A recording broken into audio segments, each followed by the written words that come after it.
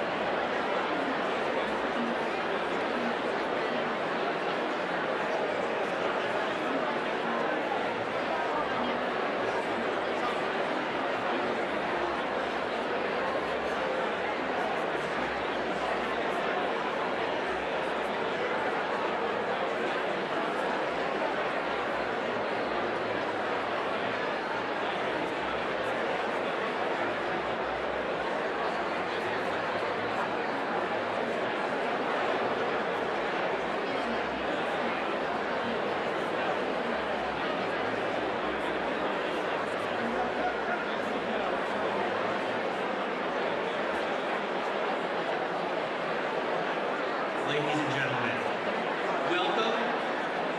welcome back to the White House Correspondents Association Summer Dinner.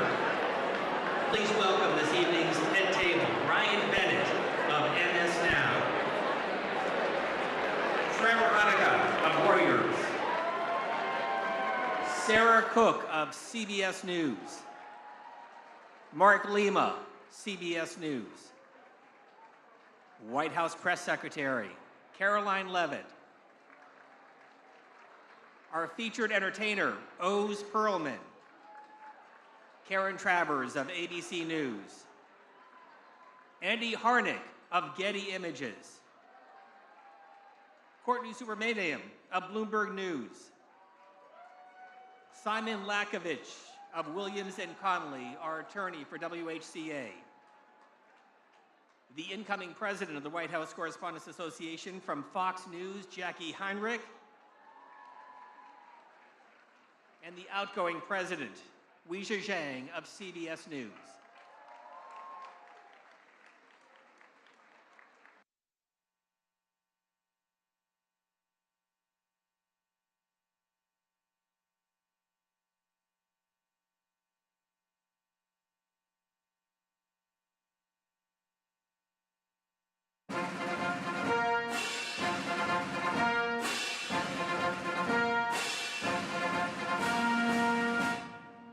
Ladies and gentlemen, the 45th and 47th President of the United States, Donald J. Trump.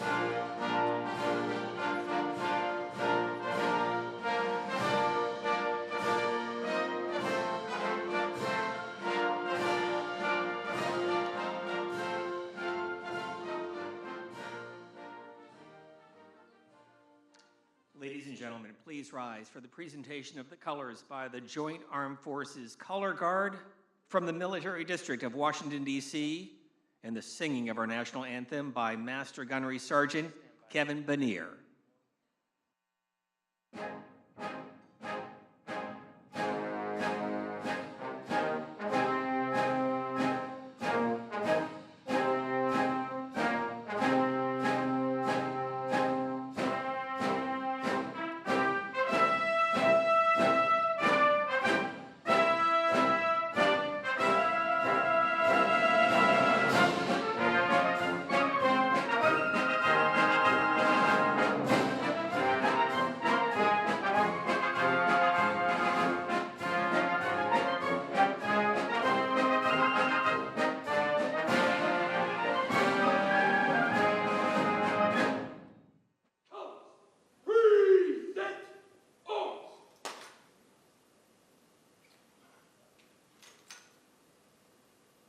Oh, say, can you see by the dawn's early light what so proudly we hailed at the twilight's last gleaming, whose broad stripes and bright stars through the perilous fight o'er the ramparts we watched were so gallantly streaming, and the rocket's red glare, the bombs bursting in air, gave proof through the night that our flag was still there. Oh, say, does that star-spangled banner yet wave o'er the land of the free and the home of the brave?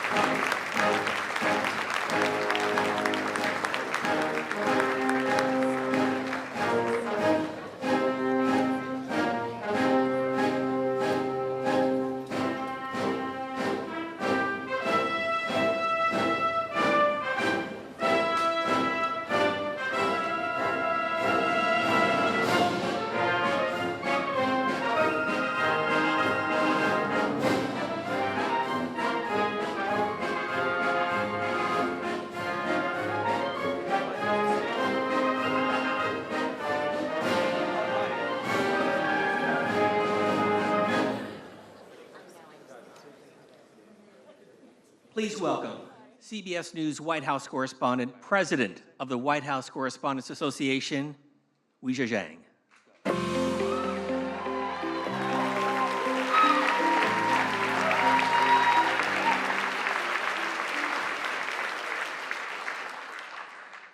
Good evening, everybody. Let's try this again. Because one thing about this press corps is we always have a follow-up. Welcome to the 2026 White House Correspondents' Dinner, a tradition spanning more than a century and one we are especially proud to continue tonight. President Trump, thank you. Thank you for being here again. Thank you for all your support as we reschedule this dinner. White House Press Secretary Caroline Leavitt and your team, thank you too. Cabinet members, members of Congress, distinguished guests, welcome. And of course, WHCA members, thank you. Many of you were also with us in April. You came as guests, but within moments, you went to work. Please sit. You shifted into reporters, taking notes, capturing video, streaming live, even as uncertainty and anxiety filled the room. Law enforcement ran toward danger. Administration officials met backstage to gather facts. And Mr. President, you went straight to the podium in the White House briefing room to answer questions from journalists, all of us still in our gowns and tuxedos. That night will go down in history, and so will our response. During that news conference, President Trump said the ballroom was totally unified and that it was a very beautiful thing to see. 3 months later, it still is. Whatever may divide us, we stand together against political violence.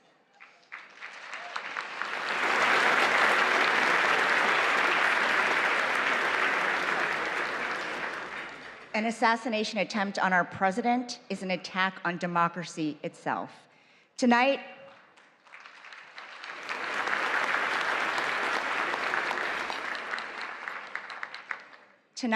our message is this: we are back. We will not be intimidated. We refuse to let an act of violence have the final word.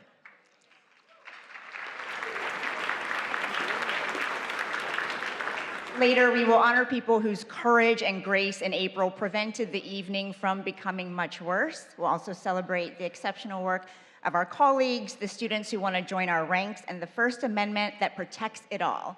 But first, enjoy dinner and be good to your servers. We'll see you soon.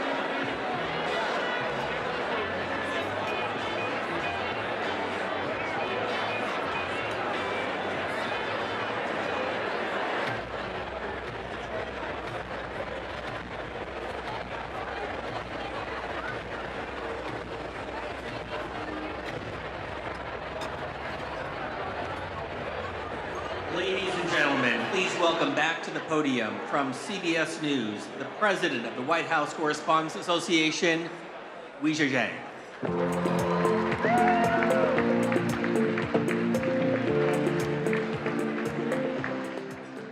Welcome back to the 2026 White House Correspondents' Dinner. I hope everyone enjoyed their meal.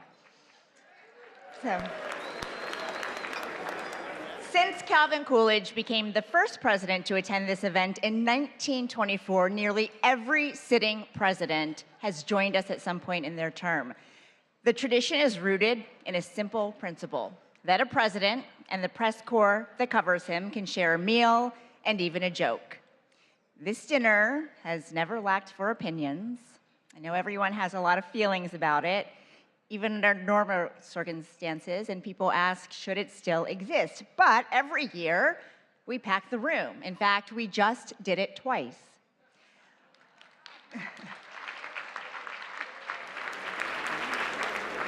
Whatever brought you here tonight, this evening is dedicated to the First Amendment and the excellent work of our colleagues and scholars. President Trump, you are joining us tonight for the second time in 3 months, and we don't take that lightly. Thank you.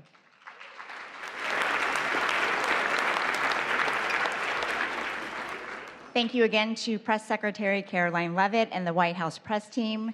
Thanks to the relentless WHCA board members, our executive director, Steve Thoma, and our general counsel, Simon Lakovich, for your hard work and friendship. I have to say thank you again to my CBS News family for enduring a second round of dinner planning.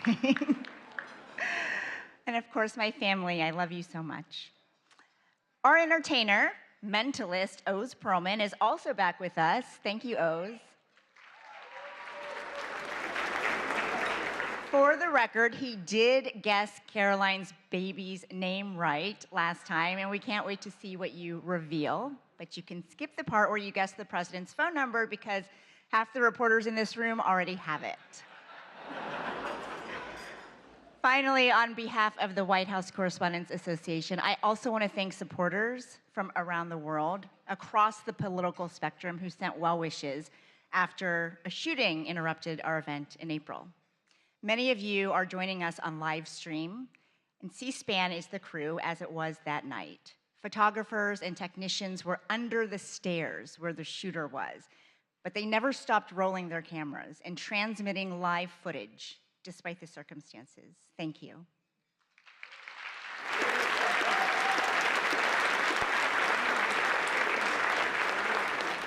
That night tested all of us, but it revealed something worth fighting for. While journalists in the ballroom were gathering facts and getting them to the public, I got a rare glimpse of something few of us ever see in real time. In a holding room, President Trump was huddled with members of his cabinet, asking questions, finding the best way to share the answers with everyone, which is our job description too. I keep coming back to that split screen, not because it was dramatic, but because it quietly proved no matter how complicated or tense the relationship is between the press and the presidency, what we share is far more important than anything else. And that is our duty to serve the American people.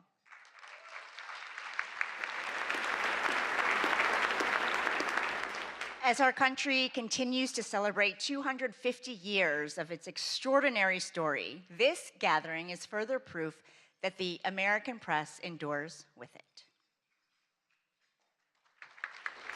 Whose cross stripes and bright stars through the perilous fight. The White House Correspondents' Dinner was to be a night celebrating the First Amendment and 250 years of surviving, thriving, and overcoming our nation's many unthinkable challenges.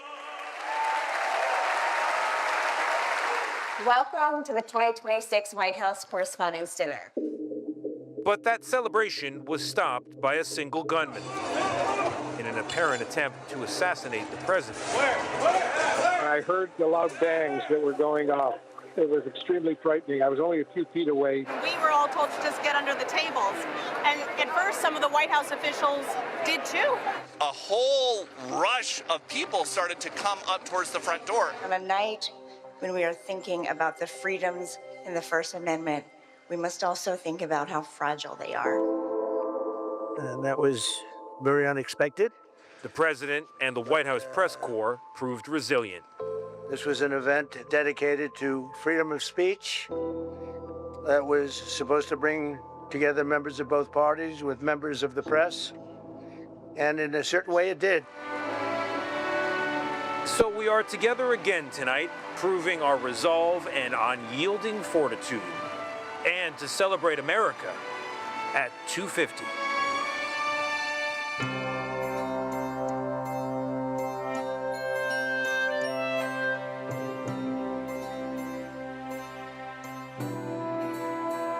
Hello from 1789. I'm James Madison. Yes, that James Madison. I wrote the First Amendment. At the time, we worried a king might control the press. Turns out you're now worried about tweets, algorithms, and people yelling on television. Let me clarify the rule. The government doesn't get to shut the press up, not when it's wrong, not when it's annoying, and not when it's asking uncomfortable questions. The First Amendment and the freedom of the press, it is the foundation of our democracy. The freedom that we have to speak our mind, to share our views, share what we know. It's just so remarkable that we're able to question our world leaders, question the most powerful man in the world because of the First Amendment. As we mark the 250th anniversary of our birth, I'm hopeful that people throughout the country will come together to discuss the importance of this history and to appreciate even more what our ancestors did to secure our liberty and freedoms, including freedom of the press. Good afternoon, everybody. Well, I see we're trying a new experiment this morning. I hope it doesn't prove to be a disturbing influence. Our goal is to try to rock the boat, and we're supported by the First Amendment. I hope Ike would be proud of us. Are you president taking control of Iran's oil? We have a very vigorous group of people representing all different points of view, including a lot of the foreign press. Daqui a pouco, o presidente Donald Trump. I just told him I've got to come over and see the fake news. Let's go. The presidents throughout history have complained about how they're treated in the press. We don't stop the publication of any papers. We don't fine anyone for something they say. And that's okay. That's part of the process. Why are you so confident he'll change his behavior, Mr. President? Yeah, I'm not confident changing behavior. What do you do over there? So when did I say I was confident? I don't want to be back at the White House today. It's a young person's game. And I have great admiration for the reporters who are there because they have a tougher job than I ever had. That's enough. Put down the mic. I must say, today, folks, the reporters at the White House, my hat's off to you. Go ahead, Peter, go ahead. In Jim's defense, I've traveled. Whenever we face pushback from a politician or even from a president, it's not about us as a journalist. It's about the person we're covering. Well, I'm not a big fan of yours either, so I understand. To be honest. So let me ask you a question if I can. Our job is to just keep asking tough questions. Our founders were often distraught about the press, the highly partisan media of their time. Yet Jefferson famously championed a free press, noting that he preferred newspapers without a government to a government without newspapers. That's right. I favored a free press while my predecessor here, John Adams, signed a Sedition Act that could imprison journalists for saying anything malicious against the government. I ended that unconstitutional law when I took office, and thankfully, it's never returned. Can't blame a guy for trying. So which is it? Are you winding this down or are you escalating I can't tell you. Whenever there's a crisis, that's the time that people tune in. Thank you, Mr. President. Dan Rather with CBS News. The effects of Watergate were beginning to corner President Richard Nixon. If the president thought you were going to ask a question he didn't want to ask, he would try to throw you off balance right at the beginning. Are you running for something?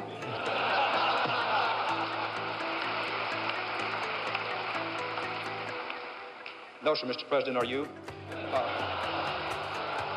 Mr. President, in talking about the continuing recession tonight, you have blamed mistakes of the past. and you blame the Congress. Does any of the blame belong to you? Yes, because for many years I was a Democrat. Why did you really want to go to war? When we push them to answer questions on the record, they have an opportunity to explain their reasoning, explain their thinking, explain their goals. Can you tell the country, sir, why you are content with all the fanfare around this deal to leave the conscience of this nation and the strength of this nation unaccounted for in relation to these 4 Americans? The notion that I'm content, Major, that's nonsense. And you should know better. Hello, everybody. Have a good trip. Well, you can't fall asleep on Air Force One because you never know when the president's going to come back and take questions. It's going to be a very long trip, right? Dan Compton, who's been with the president all day, is on the phone from Nebraska. On 9/11, I was part of that small travel pool that the White House agreed to take on what was a 10-hour odyssey. The president might be a target as well, and that is why he has come to as secure a place as he could. The White House made sure that we had phone connections and that we had access to the president. It worked exactly the way it should. So I dialed President Trump's number, and he picked up, just like anybody else. I just got off the phone with President Trump. It was a roughly 9-minute phone interview. I've covered 5 different presidents. I have never seen one other than Donald Trump, who regularly takes phone calls from reporters. New media is massively important to our country. Here's what you missed if you weren't tuned in. We utilize social media to help people understand what we're talking about, breaking it down in digestible ways so that they can understand even the more nuanced news that's going on here at the White House. And today we went through the Rose Garden into the Oval Office to see every single outlet that's at the White House is shaping the national news. All of these outlets have a place here, and all of our audiences deserve to know what's going on in our country and in this White House. I don't think it's unusual for a president to be criticized. That seems to be one of the things that go with the job. As we look back over history, almost without exception, the better presidents at the end of their term have actually thanked the press in the spirit of, you had your job to do, I had my job to do, and that's the way the country goes together. Truth be told, in the greater scheme of things, you are, I hesitate to say this, more essential to that common pursuit than I am. And that's why freedom of the press is and must always be above politics.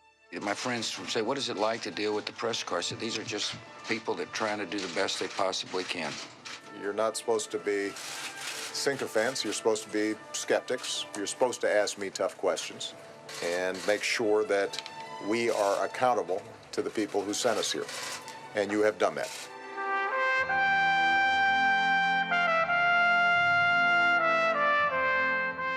I wonder whether the Founding Fathers might look with delight at the kind of vibrant conversations that Americans today are having in the national media, in social media. It's a very vibrant conversation that has its roots 250 years ago. The noise you experience today, though at times overwhelming, is not necessarily a sign of decay. It may in part be the sound of liberty, exercising itself somewhat chaotically, to be sure. The true danger lies not in a press that is too free, but in one that forgets why it was made free at all. Enjoy the rest of the evening, and thanks for helping us reach 250 years of American democracy. Cheers. Cheers.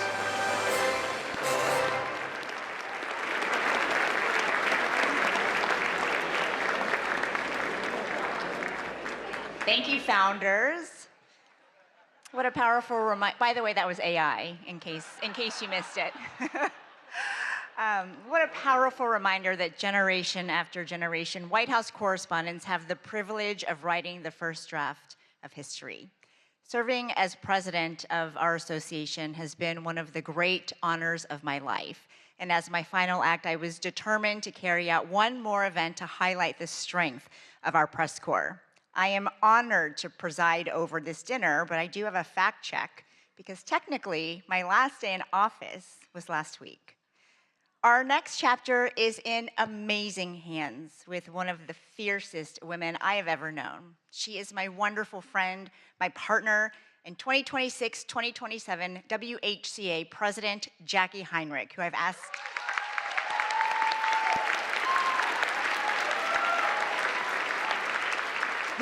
asked to help present two very special awards. Jackie.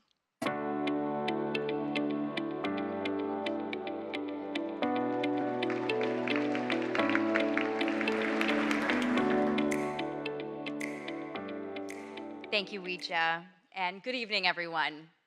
Before anything else, I want to recognize Ouija Jiang for her leadership, her unwavering commitment to this press corps. Ouija, you have really represented this association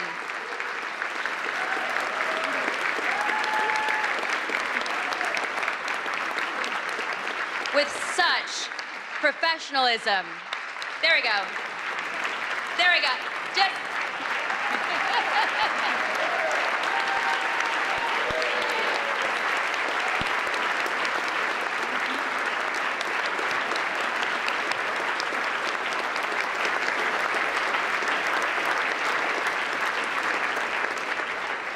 And she has represented this association with such professionalism, integrity, grit, and I am so deeply grateful, not just for your example, but also more so for your friendship.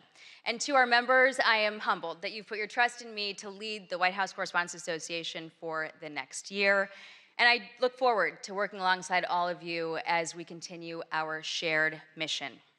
Pursuing the facts without fear or favor, and exercising the freedoms protected by the First Amendment in service of the American people. The attempt on President Trump's life last April was a sobering reminder that democracy is not immune to violence, and the freedoms that we cherish can never be taken for granted. Political violence must have no home in America.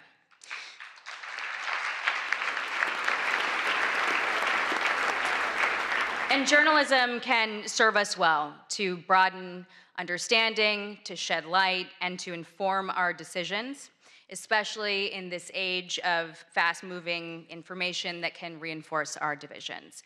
And we are grateful to have President Trump here tonight, taking part in this tradition that recognizes the essential role of a free press in our democracy. Thank you, President Trump. The events of that night also revealed the resilience of this press corps, the all-American sense of resolve that no act of intimidation will silence us, and the endurance of the First Amendment. And we're gathered here tonight because we believe that a free press always finds a way forward. And it is in that spirit that the WHCA Service Award was established to recognize exceptional service to this association, and it is fitting that one of the two awards that we are giving tonight goes to the staff of the Washington Hilton. They are hospitality professionals who always put service first.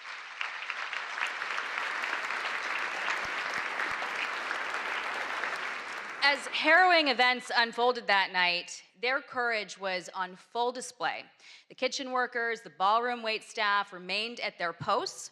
When President Trump urged that the evening should continue, they prepared to serve more than 2,600 guests while they were still processing the shock alongside all of us. And when the Secret Service made the necessary call to postpone the remainder of the program, they immediately pivoted, preserving every unserved meal and donating them to local shelters.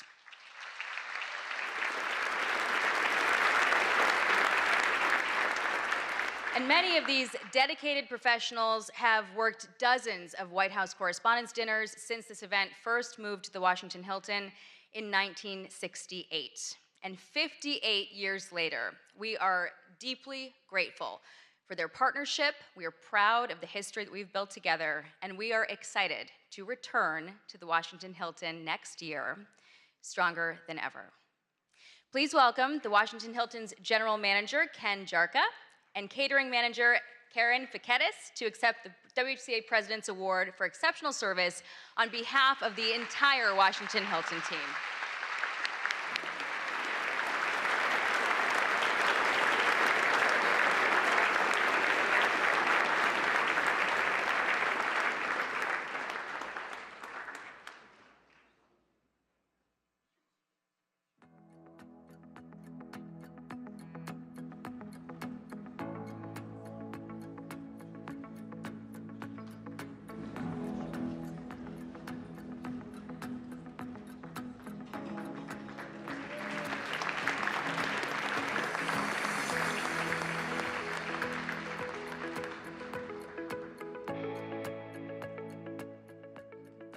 Congratulations, and thank you, Jackie. I also want to thank the staff and security team right here at the Waldorf Astoria for putting so much time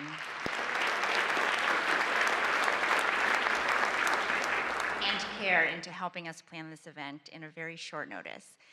That evening in April did not unfold as planned, but it ended exactly like it was supposed to.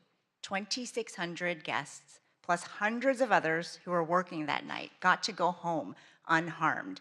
And that was made possible by the brave men and women of law enforcement and the United States Secret Service.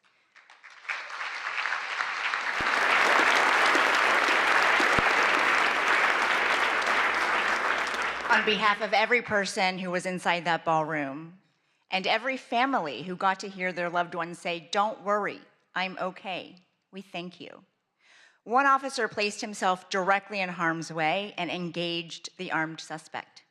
Even after gunfire struck his protective vest, he stayed in the fight, and the attacker was stopped. I know many of us have wondered, what if he hadn't acted in that exact way?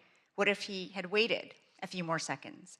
His courage that night reflects the core values of the Secret Service: duty, justice, courage, honesty, and loyalty, and as a commitment to safeguarding his country and community. They also shaped his career, first as an infantryman and section leader in the United States Marine Corps, and since 2022 as an officer of the Secret Service, protecting the White House complex and our nation's leaders. Ladies and gentlemen, it is my honor to present the WHCA President's Award for Exceptional Service to Officer Victor Gonzalez of the United States Secret Service.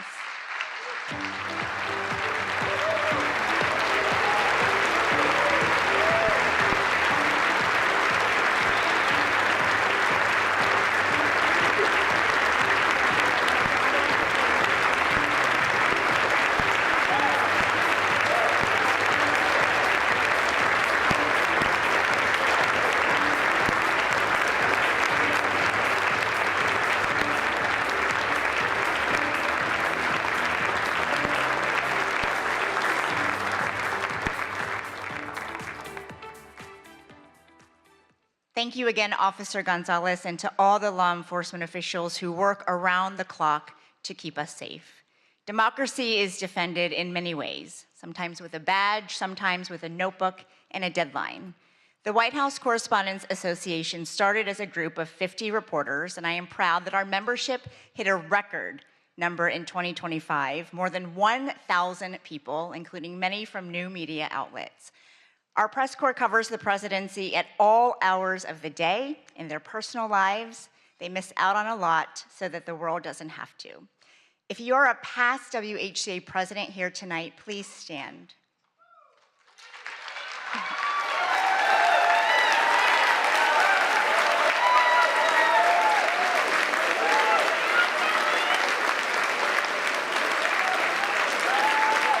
Former board members, please stand.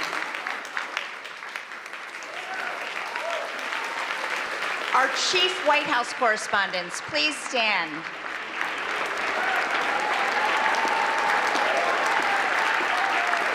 All current White House correspondents, reporters, producers, photographers, visual and audio journalists, please stand.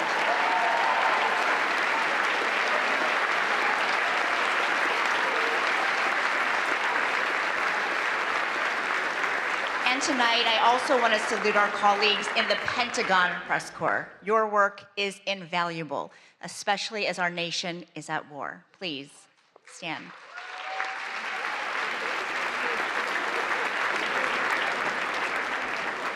And now we turn our attention to future White House correspondents, our incredible scholarship award winners. Please welcome our Scholarship Committee Chair, who also serves as the WHCA Secretary, Brian Bennett of MS Now.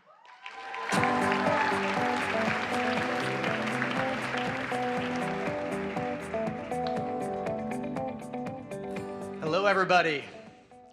It means so much to be back together tonight.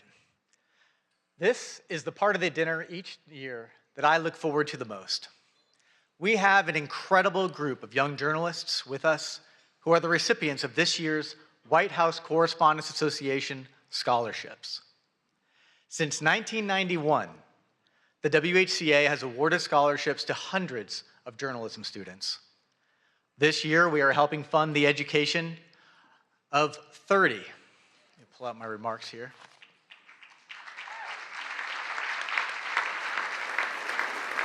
30 students from 16 colleges and universities. They are from schools all over the country: Arizona, California, Illinois, Iowa, Maryland, Missouri, New Jersey, New York, Ohio, Puerto Rico, Tennessee, Virginia, Washington, D.C. We have important partners who extend the reach of our giving, and you all are a part of that. The WHCA and our partners went to great lengths to make sure as many of our scholars as possible could be here tonight with us. And I'm happy to say that 26 out of the 30 of them were able to return for the second dinner.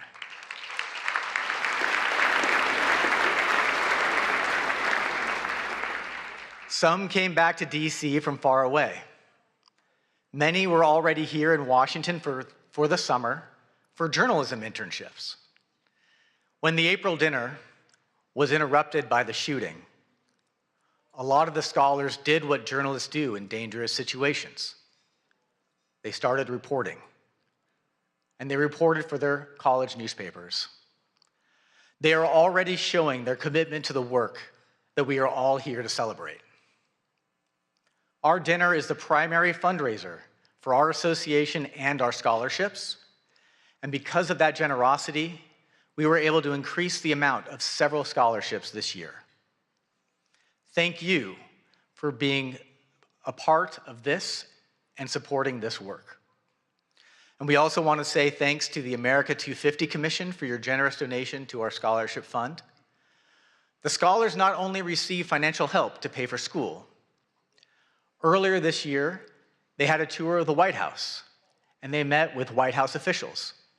They spent an afternoon with dozens of senior journalists who cover the White House, and they were paired with mentors, working journalists from the White House Correspondents Association, who make a year-long commitment to offer advice and encouragement.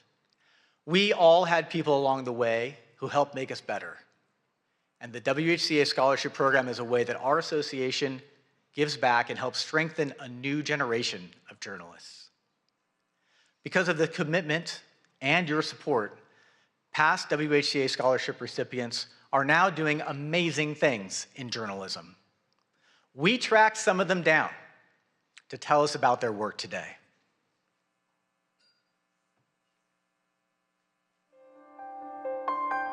Being a White House Correspondents Association scholar opened up a new world for me. Being a scholar meant that I could have the financial freedom to do what I wanted. Being a WHCA scholar gave me access to so many mentors and a world of opportunities here in Washington, D.C. It gave me the chance to connect with other journalists, other members of the association. Journalism is important, and especially here at the White House, where every day, every hour, every minute even matters. The decisions that are made here impact people across the country and around the world. The idea that you get to be a part of the first draft of history, it all is extremely inspiring and drives me as a journalist. There are so many pinch me moments covering the White House, watching world leaders arrive here, walking into the press briefing room, getting to see Marine One land on the South Lawn, and getting to ask the President of the United States a question directly.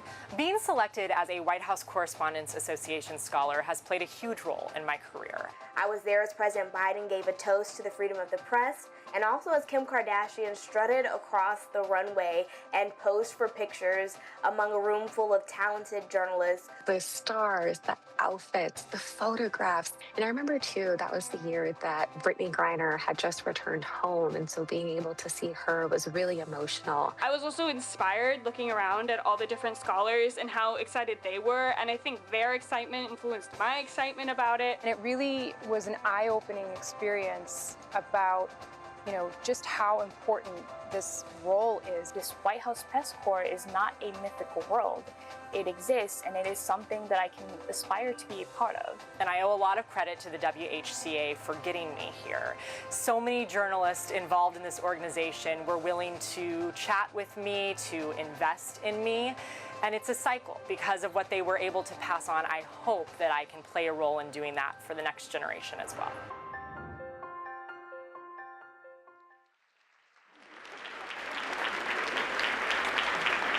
I can tell you, this year's scholarship recipients are also really impressive. And they're all sitting right over there. Let's meet them.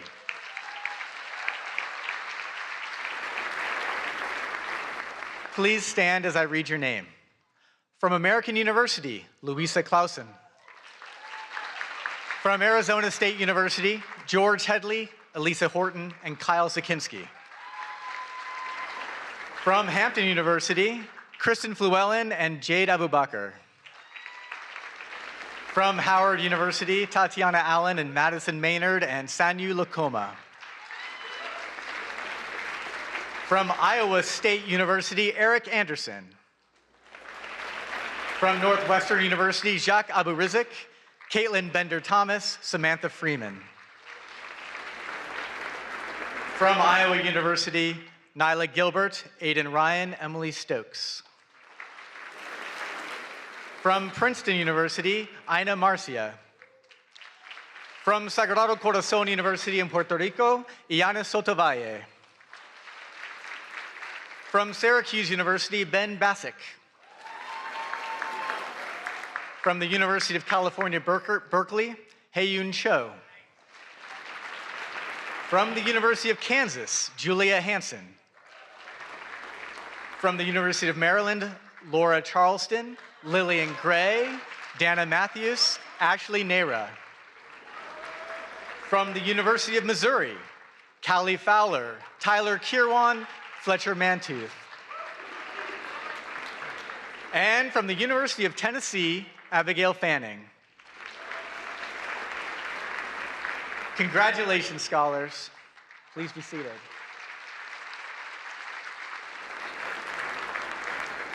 There's one more scholarship that requires special attention.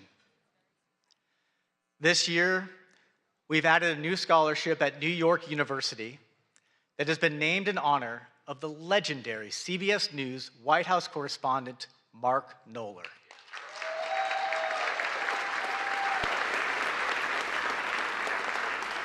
As you all know, Mark passed away in August. And if you needed to know how many times the president had been to Camp David, or went on vacation, or played golf, Mark Knoller always had the facts. And he was always willing to share. To remember Mark and to commemorate the new WHCA scholarship at his alma mater, NYU, here is a tribute put together by his friend and CBS News chief correspondent, Major Garrett. I'm Mark Knoller, CBS News, and you could say that I'm kind of the CBS News numbers man at the White House. You could say that, but that's less than half the story. Can you justify your role? Mark did keep a log of presidential actions, everything from speeches and press conferences to vacations and foreign trips. By my count, President Obama had 65 domestic trips in 2010, spanning 104 days. Knoller's numbers were so precise, White House aides used them to backfill or correct their own records. Historians and journalists came to rely on Knoller's database, which he never hoarded, always shared. Mark. Knoller. Mark Knoller. Knoller considered that database the heartbeat of the presidency. To understand and cover a president, you had to know and remember all of a president's actions.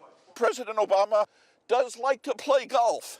Since taking office, he has played golf 57 times. I'll be glad to answer a couple of questions. Mark Knoller, are you with us? You bet. Those who watched Knoller work were left in awe. Every White House reporter logs long hours. None logged as many as Knoller. I'm one of those lucky people that gets to work at something he loves doing, And so I really don't feel as though I'm sacrificing anything, spending long days here. Prolific and accurate reporting mark Knoller's hallmarks, which serve the presidency and the nation well.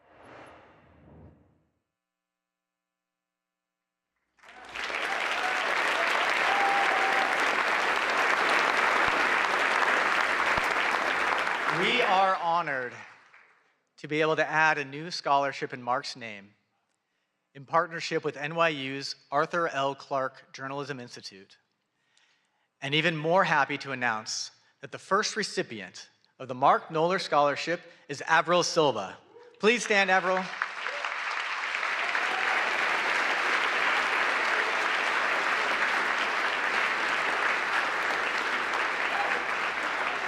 Ladies and gentlemen, this year's WHCA Scholarship students.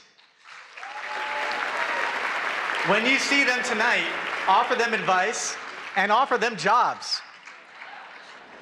Many of them are already doing amazing journalism. They're all superstars. Thank you very much.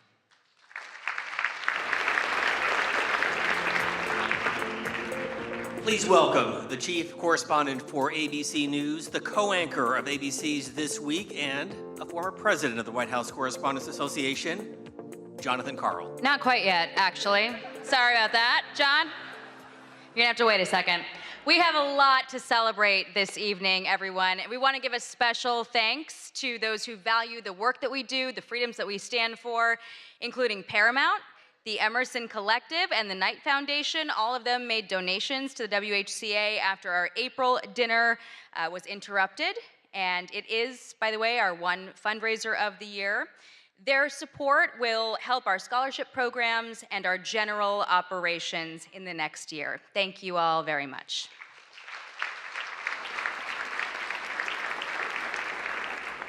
All right, now it is my pleasure to introduce two former White House correspondents who have served this association with distinction. They exemplify excellence in our field. They will help us recognize tonight's award winners. Jonathan Karl is the chief Washington correspondent for ABC News. He is the co-anchor of This Week, and he is a former president of the WHCA. He's got over 3 decades of experience in Washington. He's covered 4 presidents, 14 press secretaries, and just about every major beat in the city. And through it, he has earned many of journalism's highest honors, including some of the very awards that we are presenting tonight. But first, to recognize our journalism awards, we have one of the country's defining voices with us tonight, Wolf Blitzer.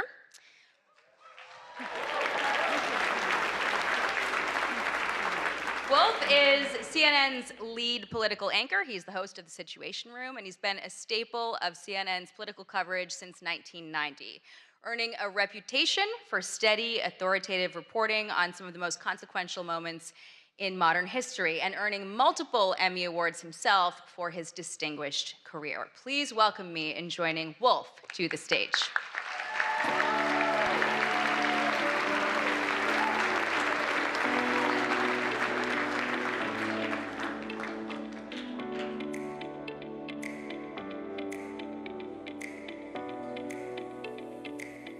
I'm standing up. Thank you very much for that really nice introduction. I'm so grateful, I'm so honored to be with all of you this evening.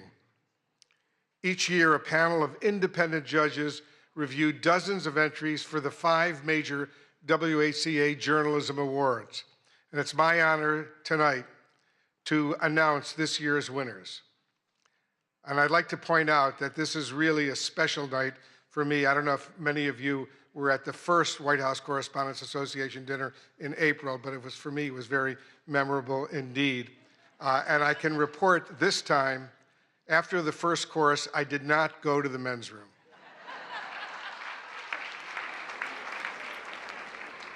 I've been to this dinner over these many, many years. I spent 7 years as a White House correspondent, and I just want to remember with real excitement and passion who often came with me to these dinners over these many years, and that was the man who hired me at CNN, the man who created CNN, the late Ted Turner, who recently passed away.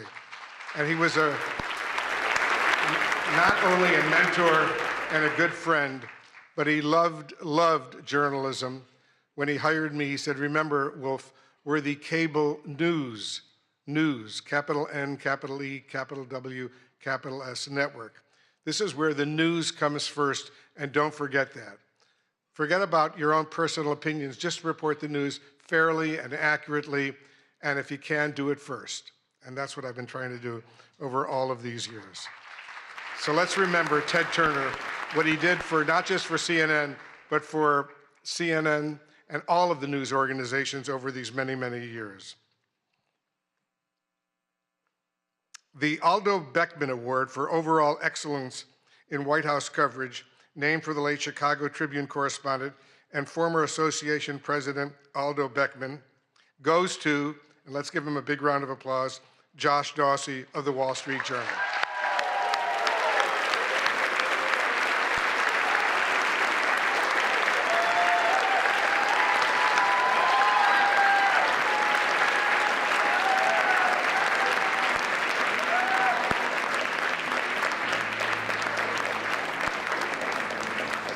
The judges said Josh Dawsey shows us how power works inside the presidency. And over the past year, his reporting has revealed how decisions are made, who influences them, and how power is exercised at the highest levels. Josh Dawsey went far beyond the deluge of breaking news to offer invaluable insights that can only result from deeply sourced enterprise reporting. In the tradition of Aldo Beckman, he exemplifies integrity, persistence, and a steadfast commitment to holding power to account. Ladies and gentlemen, the WHCA is pleased to give the Aldo Beckman Award to Josh Dawsey.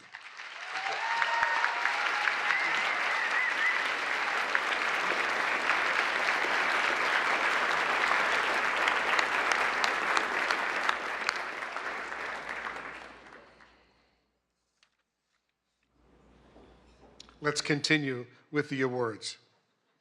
Thank you. The WHCA gives out 2 awards for reporting under deadline pressure, one for print and one for broadcast. This year's print winner is Amr Madhani and Zeke Miller of the Associated Press.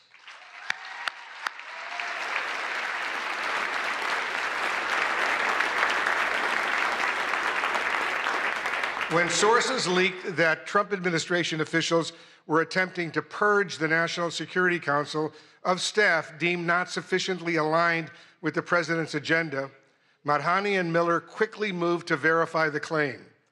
They uncovered an unprecedented vetting process.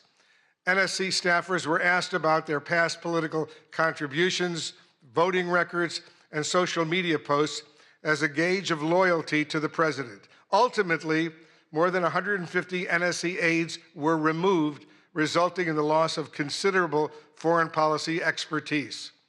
The story that Madhani and Miller produced is as consequential as it is revelatory. Please welcome Zeke Miller accepting the award on behalf of the team.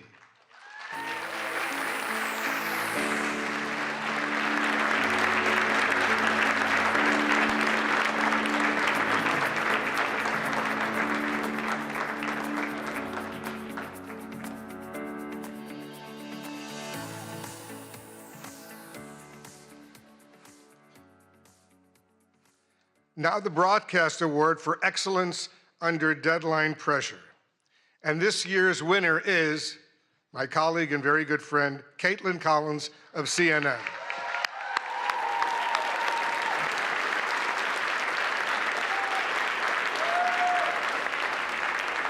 Reporting by CNN's Caitlin Collins on a historic showdown in the Oval Office between President Trump and Ukrainian President Zelensky launched a memorable day of nonstop insight and analysis, including her exclusive interview with the Secretary of State, Marco Rubio.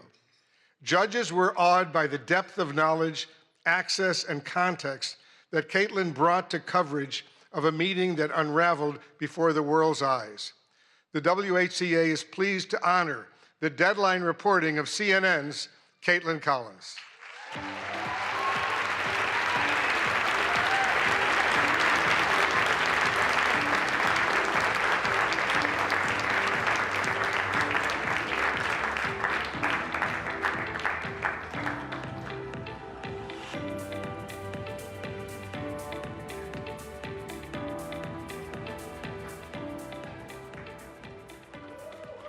Let's give Caitlin another big round of applause.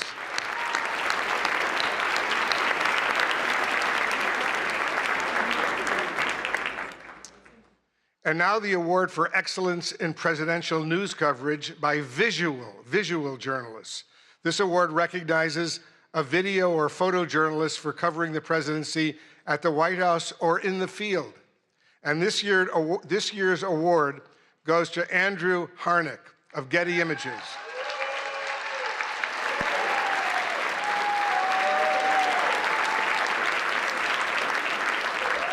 He captured the moment an Oval Office visitor collapsed during an event.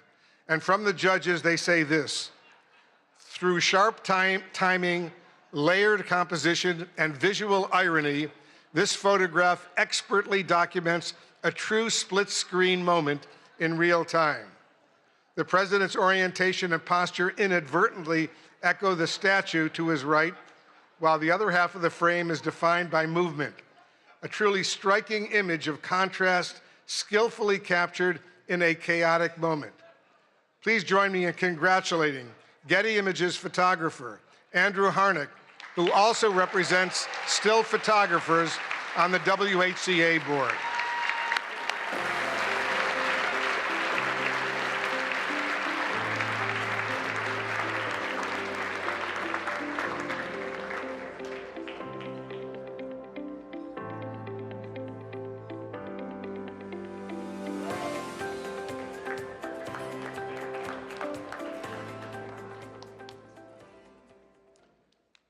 There are more. And now the Katharine Graham Award for Courage and Accountability, named for the legendary Washington Post publisher, and it comes with a prize of $10,000. This year's award goes to the Wall Street Journal.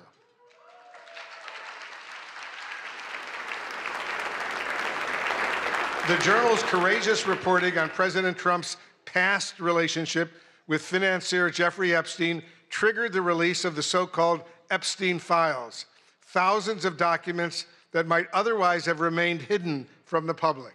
And despite the president's threat of a lawsuit, the Journal published a story about a provocative letter to Epstein bearing President Trump's signature.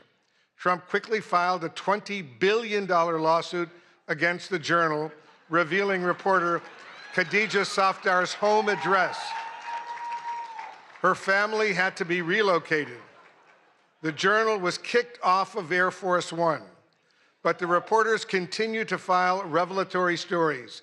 Please welcome the winners of the Katharine Graham Award from the Wall Street Journal: Khadija Safdar, Sadie Gurman, Annie Linsky, Josh Dawsey again, Alex Leary, Rebecca Ballhaus, and Ryan Barber. Their colleague, Joe Palazzolo, could not attend tonight.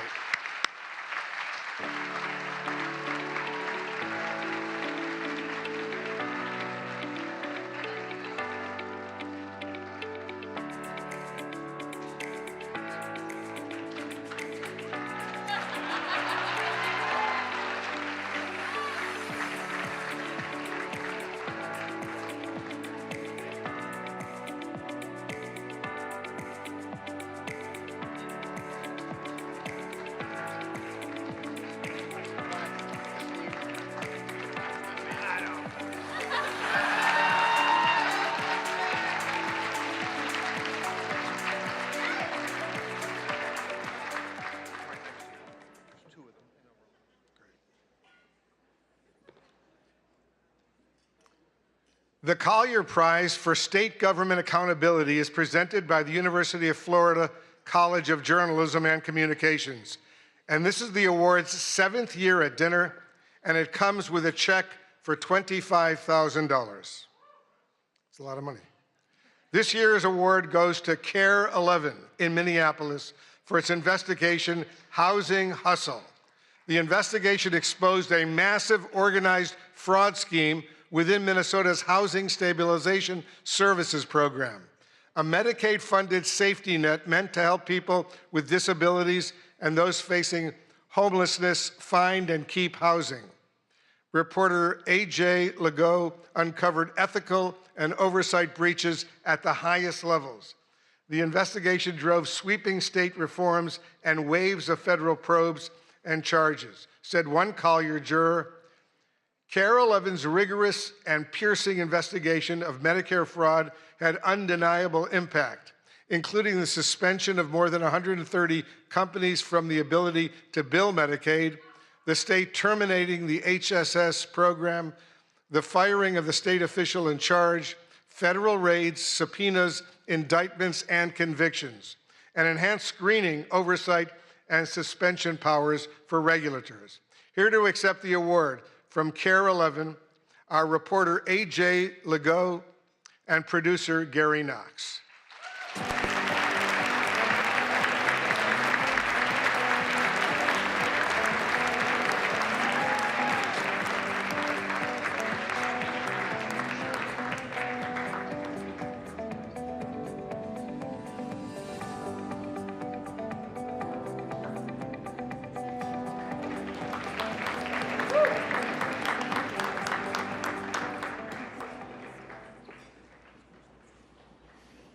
The Center for Integrity in News Reporting Award honors the most fair, impartial, objective news reporting by a member of the WHCA that has the courage to not fear and the discipline to not favor. It's sponsored and administered by the Arkansas-based Center for Integrity in News Reporting and comes with a prize of $25,000. The award goes to Tyler Pager of the New York Times. The judges said that in his coverage of the first year of President Trump's second term, Pager demonstrates a disciplined, even-handed approach across a wide range of subjects, including supporters and donors, foreign policy, the Justice Department, and energy. The stories take readers inside consequential presidential decisions while presenting the facts. The work is deeply sourced and carefully verified, reflecting a clear dedication to getting it right without bias. Taken together, this body of work stands as a strong example of fair, impartial, and objective journalism, precisely the standard this award is intended to honor. Let's hear it one more time for this year's winners. Ladies and gentlemen, thank you so much.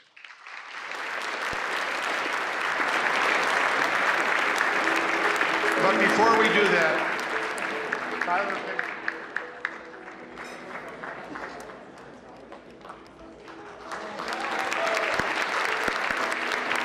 let's give him another huge round of applause.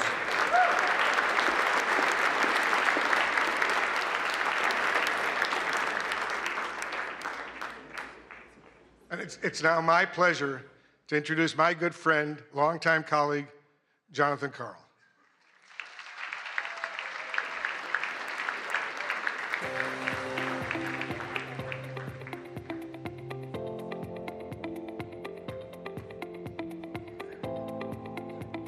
All right, the final award of the evening. It is a high honor to present the award created to recognize the fierce and fair women who cover the White House every day.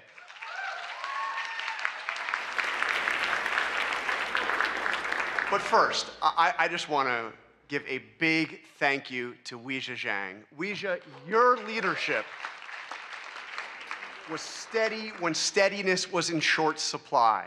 You refused to let an act of violence take this dinner away from us. And because of you, it has gone on. You insisted that happen. Thank you. Awesome, courageous. And Mr. President, I want to say it matters that you came here tonight. Thank you. For more than 100 years, presidents have chosen to sit in a room of reporters who ask tough and often uncomfortable questions and who report without fear or favor. It's important. Thank you for being here. And in that spirit, I am thrilled to present an award named after two women who didn't just cover history, they helped make it. In 1947, A woman joined the White House press corps and changed it forever. Her name was Alice Dunnigan. She was the first African-American woman ever credentialed at the White House.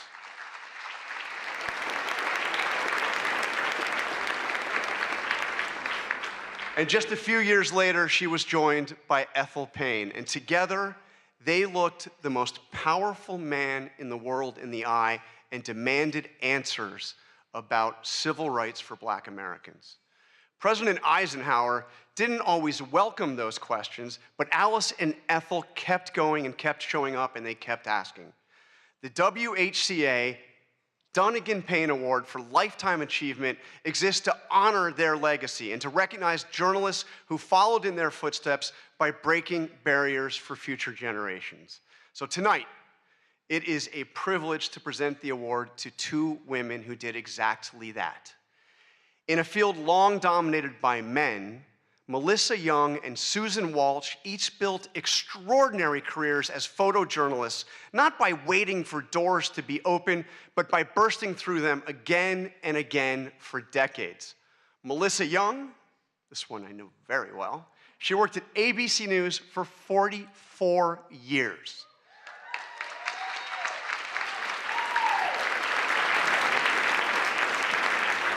She began in local television in Miami and worked her way to Capitol Hill in the White House, where she was one of the first female photojournalists in the press corps. Melissa documented the presidencies from Ronald Reagan to Donald Trump. She covered campaigns, secretaries of state, and defense. She reported in disaster zones, war zones, all around the world. I worked side by side with Melissa for about half of those years, and I traveled to more than a dozen countries with her. I'm not gonna mention the time I was briefly detained because that was on Capitol Hill and she came to my rescue. That kind of person. True. She's tireless and professional and a lot of fun to be around. She did it all with persistence, resilience, and quiet determination, retiring just last year. Susan Walsh, her career was built on anything but luck. When a promised job fell through after a college internship, she called the AP's Boston bureau every single day for 3 weeks, just saying, "Give me a shot, will you?" Well, finally, they did just that. She came in, she said yes to every assignment. She worked her way up. She got to cover Super Bowls, Boston marathons, 5 Olympic Games. She transferred to Washington in 1997. And from there, she went on to photograph every US president from Jimmy Carter to President Trump, traveling the world as part of the White House press corps. In 1999, she was part of the AP team that was awarded the Pulitzer Prize for feature photography for her coverage of President Clinton's impeachment. She also served as the White House News Photographers Association, fighting for press access at every turn. Susan also retired just last year and traded the briefing room in for the ice rink, where she now plays hockey with her son. She's pretty good. Alice Dunnigan and Ethel Payne showed us what it looks like to refuse to be pushed aside so that they could keep bearing witness to what matters most. Melissa Young and Susan Walsh spent their careers doing exactly that. Two women, 80 years of combined service, and a legacy that honors everything this award stands for.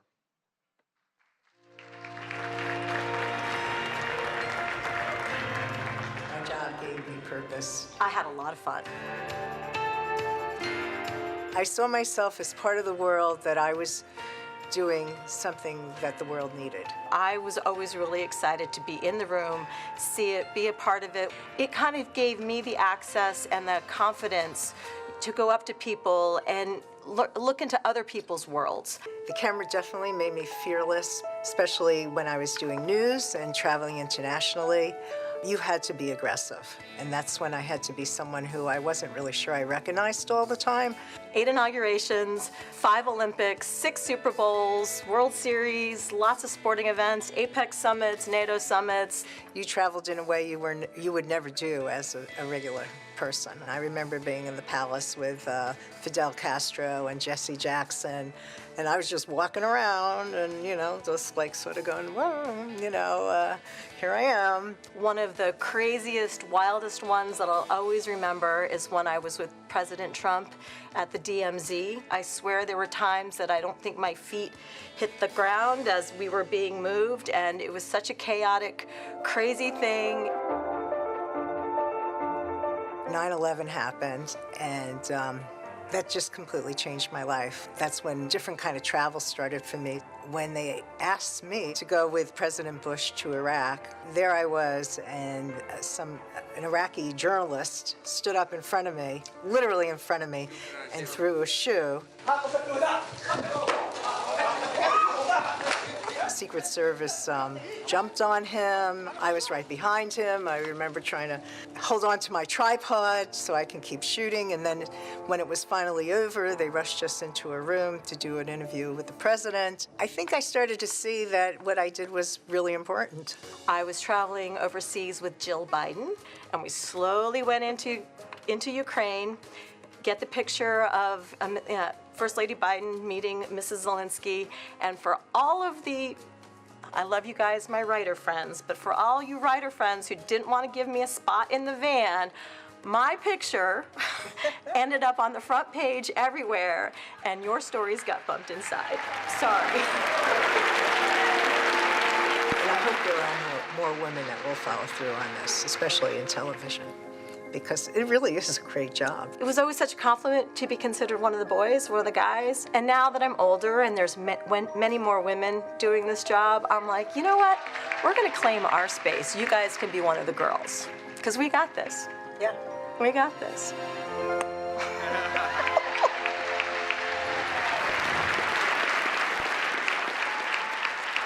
All right, please join me in welcoming Susan and Melissa to the stage.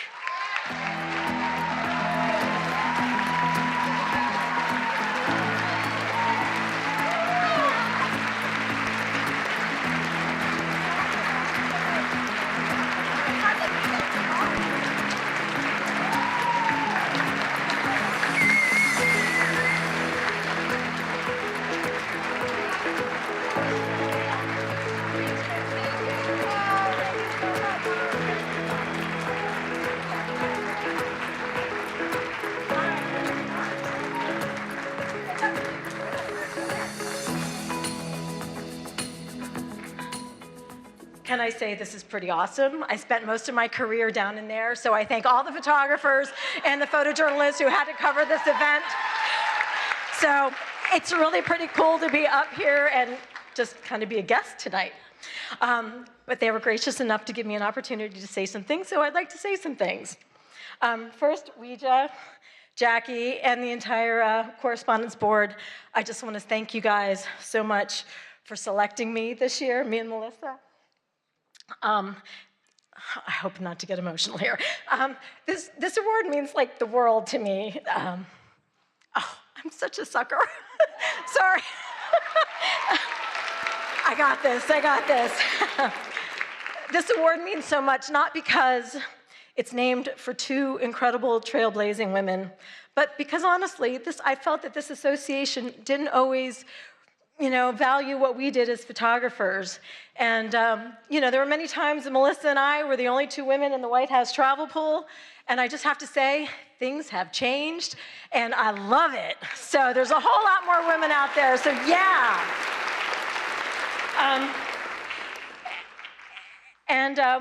I do have a couple of shout outs. I have to thank the Associated Press for giving a chance, to a young photographer oh so many years ago. I truly hope I made you proud. To my son, Johnny, oh gosh. I practiced this and I was okay. To my son, Johnny, who's here tonight, thank you for putting up with your mom's crazy work schedule. I love you. And yes.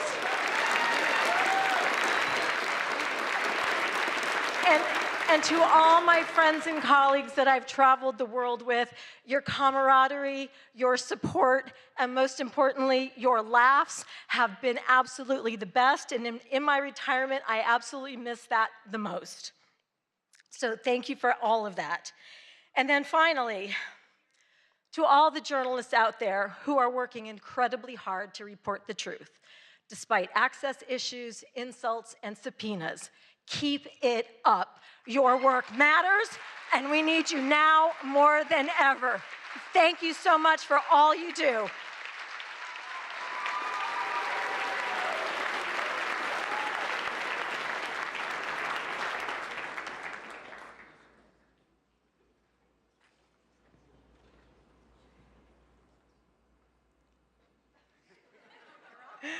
ABC has been breaking barriers since its start. Innovation is in our DNA, and being part of this work has always been my goal. Although this sounds simple, to achieve this, I've always had to fight. I'd fight to go places where they didn't send women. I'd fight to disasters in war zones. I'd fight to be part of the White House travel pool, covering 7 presidents. I'd fight to do an Oval Office address. And on a personal level, I'd fight to have a family while keeping my 24/7 job. Thank you to the White House Correspondents Association for recognizing me, the first female broadcast camera person for this honor. I am so proud to receive this award for a lifetime of breaking barriers. I've been fighting for 44 years to be the best at capturing all the action at the White House since Ronald Reagan. My advice, keep up the good fight and tear down those walls. Thank you.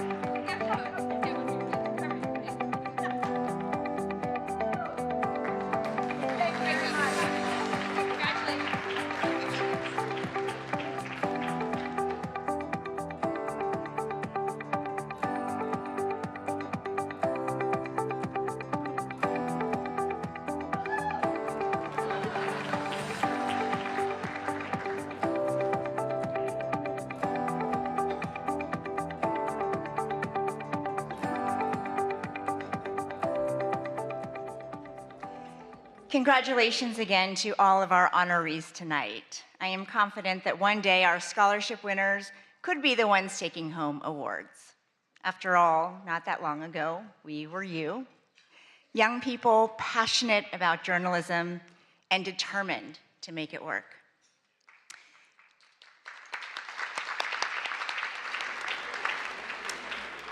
I've been thinking a lot about my own journey to this podium tonight. I grew up in rural West Virginia, in a town at the foothills of the Allegheny Mountains, a town called Buchanan, population 5,500. Those images of the devastating floods that you've been seeing are from my hometown. My heart, thoughts, and prayers are with everybody there. After my dad finished grad school at WVU, where he properly learned how to say, "Let's go Mountaineers," my parents decided to stay in the state to open a restaurant. It was such a treat when hunters came in and left deer meat as a tip. On Sundays after church, families packed into the dining room, all dressed up. My mom learned every customer's name, their favorite dishes. I worked the cash register, topped off glasses of sweet tea, and did my homework in the corner booth. A day like that seemed ordinary at the time. Looking back, to think that days like that could be considered ordinary is the most powerful reminder of how extraordinary America is. My dad came to the US as a student with just $67, or as Frankie might say, 6-7. My mom holding a small suitcase in one hand and a toddler, me, with the other. Yet they built a new life, a successful business, and a real future. Our Chinese restaurant was the first in my town. Of those 5,500 residents, the Chinese American population of Buchanan was 3, my mom, my dad, and me. Growing up there was not always easy. Most folks had never laid eyes on people who looked like my family. But far more often than not, the community was welcoming and generous. Turns out deer meat is great in a stir fry. In Mandarin, the word for America is 美国. It literally means beautiful country, and I love that. America the Beautiful was never only about her landscapes or landmarks. It has always been about the promise that no matter where you come from, you get a shot at chasing your dreams. My dreams began right there in that family restaurant. A small TV in the back was often turned to the news, my dad's go-to for learning more English. In the middle of dinner service, it was the CBS Evening News anchored by Dan Rather and Connie Chung. I was hooked. In middle school, I won a contest to be a student reporter for a national news show called Channel 1. And when a local news crew came to cover it, they learned just how big my dreams really were. I hope to be the next Connie Chung and better. That's kind of hard, but that's my goal. And so I'm going to work very hard at trying to be a broadcast journalist.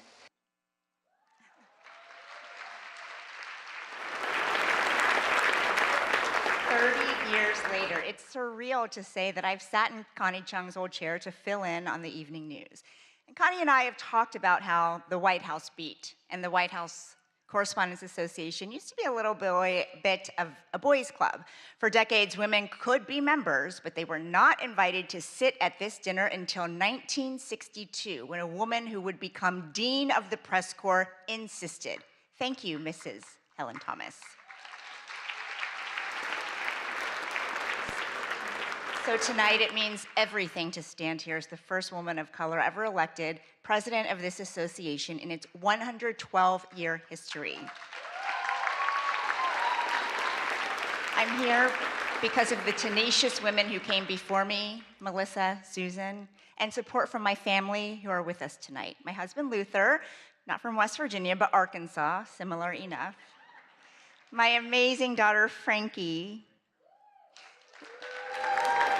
little brother Jack, who should be sleeping by now. I love you more than anything in the world. I love you the most. My parents came to a country with almost nothing to give their daughter everything. And now I have that because they could be with me in this moment. Mama, Baba, Xie.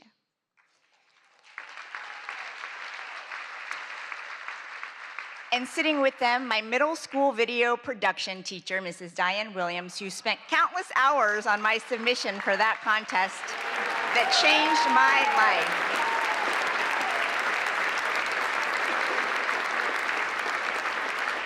Like public school teachers across the United States, Mrs. Williams looked at a 13-year-old kid and said, "You can be whatever you want when you grow up," and she meant it.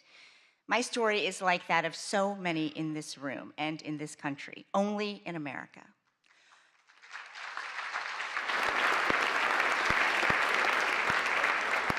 Only in America could a little girl born in China and raised in Appalachian coal country make her way to the Oval Office to ask questions of the President of the United States.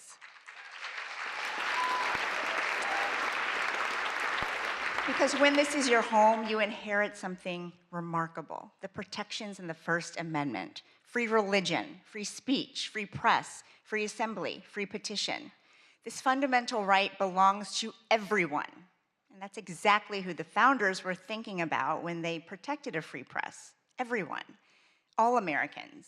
They were not thinking about reporters. A free press is not a favor to journalists because we're special. We are not special. But America is.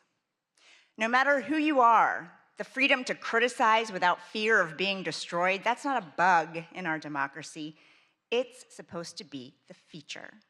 In 1786, writing from Paris, Thomas Jefferson told his friend back in Virginia, "Our liberty depends on the freedom of the press, and that cannot be limited without being lost." 5 years later, that thought was enshrined in the Constitution, after Jefferson urged James Madison to include a Bill of Rights. Many founders couldn't stand the press. Some things never change.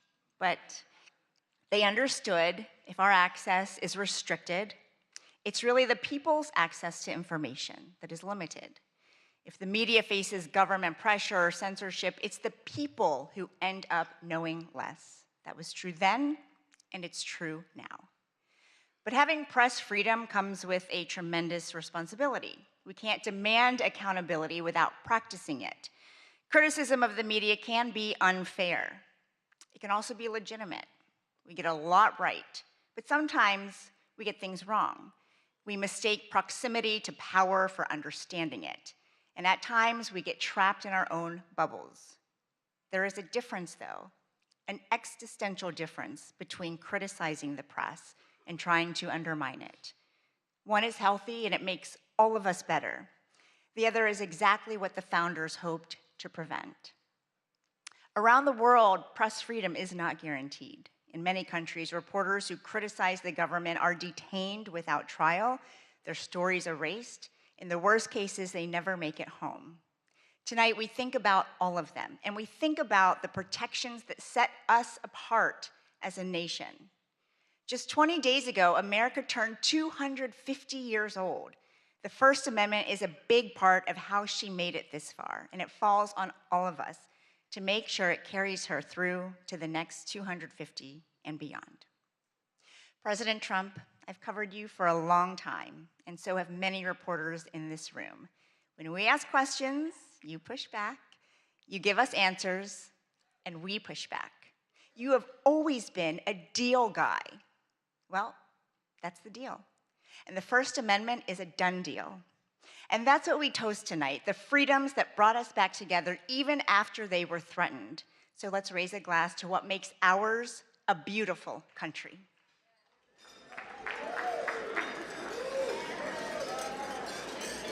And now, ladies and gentlemen, please join me in welcoming the 45th and 47th President of the United States, President Donald J. Trump. And I'm proud to be an American, where at least I know I'm free. And I won't forget the men who died, who gave that right to me. And I gladly stand up next to you and defend her still today. 'Cause there ain't no doubt I love this land. God bless the USA. Wow, that was very beautiful, but this has not been an easy evening, all these awards. Do I have a say in those awards, all those awards? But it's great to be back at a place that I know very well because I built it. And I'm very proud of it because I built it for $2.9 billion less than the Federal Reserve building, which is a lot smaller, by the way. Figure that one out. But I am delighted to be here at the White House Correspondents' Dinner. Amazing people, a lot of people that I like. Some I don't like it all. But I respect most of them, I must say that. You do a great job, amazing job, and it's an honor. As I said 3 months ago, the show must go on. We were backstage, and we both wanted to just have it go on, whether it was 2 o'clock, 3 o'clock in the morning, it didn't matter. But in the end, it made more sense to do it the way we're doing it. And we had a great news conference at the White House, in a very important room. And you did very well. I think we all did very well. It was a hell of an evening, I can tell you that. Won't soon be forgotten. And I think a lot was learned from that evening. A tremendous amount was learned about security and about other things, the dangers of what we all do. But just like my presidency, the second time is always better. It's always better. And the third time will be better yet. I'm only kidding. From the earliest moments after the attack on our dinner last April, I knew we had to reschedule this event as soon as possible. We had to do it very quickly, and we met very quickly, and we figured something out. But the attempted mass murder at the Washington Hilton, that's what it could have been, was an assault on our democracy itself, a very serious situation. Many of you were there with me, and some showed extreme bravery, like Pete Hegseth, Steve Miller, Tom Holman. Really? They were standing on tables, and most of you were under the tables, okay? But they did. They showed. I saw every one of them that was standing up in those tables. I didn't know if they were brave, if they were smart, if they were stupid as hell. But they were on those tables in some cases, and there were a lot of different feelings going on in the room at that moment. But after hearing the gunshots, many people yelled, "Get down, get down," which caused Nicki Minaj to start twerking. Do you believe it? Get down. She's the only one that really understood what that meant. It's quite an evening. But tonight we come back together to answer that heinous attack with unwavering resolve. And every one of us here this evening to show that in America, we do not yield to political violence. We can't do that. Can't do it. So in this country, we believe in freedom of speech. We settle our differences not with bullets, but with open and vigorous debate. And no deranged loser with a gun will ever change that. We can't let that ever happen. There are a lot of very dangerous people out there. We can't let it happen.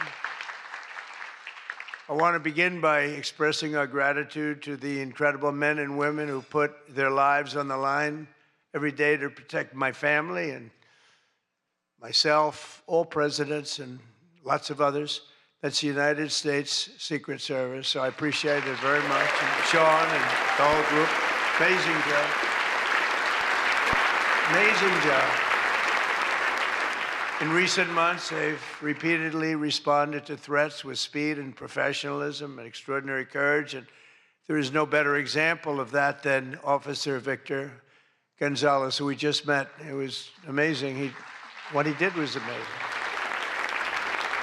When the would-be assassin charged the checkpoint at speed, he was fast. You know, when you looked at that, you had to look at it about 10 times before you really saw what was going on. He was quick.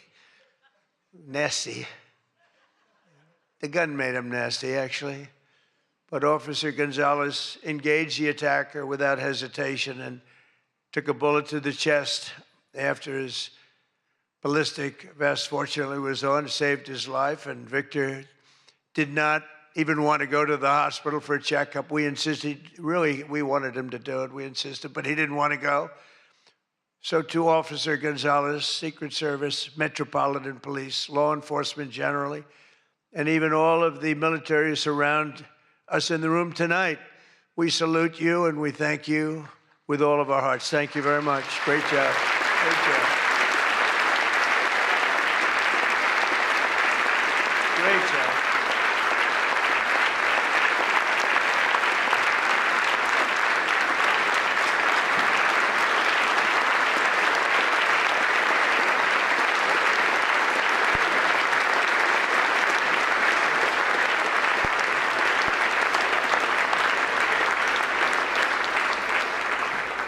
These are great people.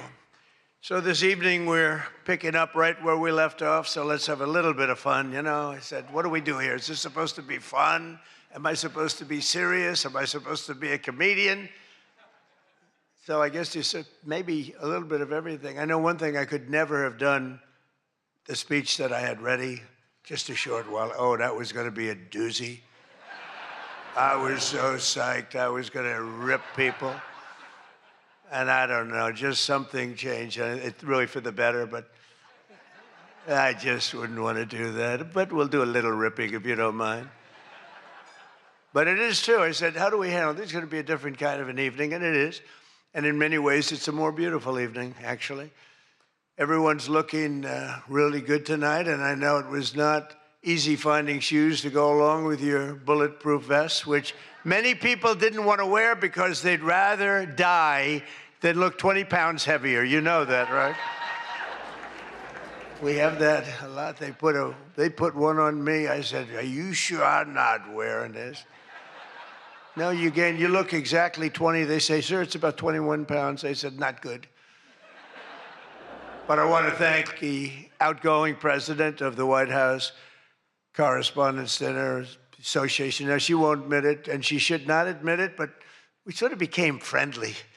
You know, in times of stress, on occasion, you become friendly. I have a lot of respect for Ouija, and I tell you, we went through a little bit of a war together. It turned out pretty good. It turned out pretty good because of a lot of good people. They stopped the tragedy, so I want to thank you very much. Fantastic job.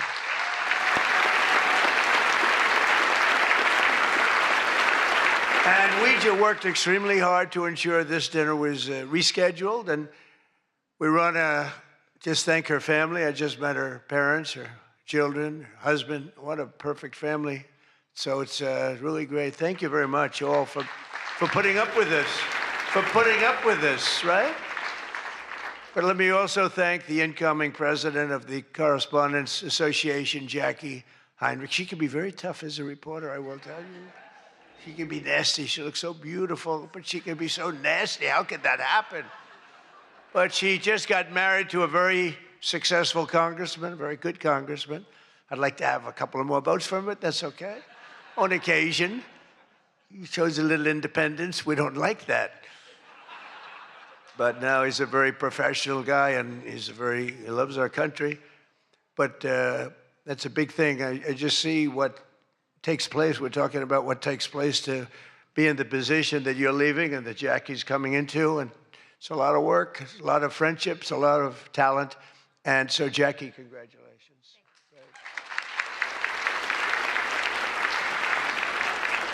And congratulations are also in order for our favorite White House press secretary, Caroline Levitt, who just had her second child. You and your husband. She's great. She's done a fantastic job. We all love her. She's done a fantastic job. She's another one. She can be nasty. But sometimes she has no choice, right? But Caroline may have one of the hardest jobs in the White House. She has to deal with all of you all of the time. And you can be very difficult. You can be very, very difficult people. But I'm probably being a little bit oversensitive. Sometimes I really do think that some of you don't like me. In fact, I read a report, I get 93% negative publicity. 93%. So how the hell did I win the election by so much? Think of it, I don't think that's true. I can't believe it's 93. In the 80s maybe, but not 93. But this place is really the largest group of Trump derangement syndrome people ever put together at one time, I suspect. Some of you are lucky that our last dinner was cut short because I had brought with me what would possibly have been, I'm telling you, I had something. I was going to go after you. I feel so badly doing this. It's got to be such a letdown. Oh, yay. But your lives were really in danger the last time for an opposite reason.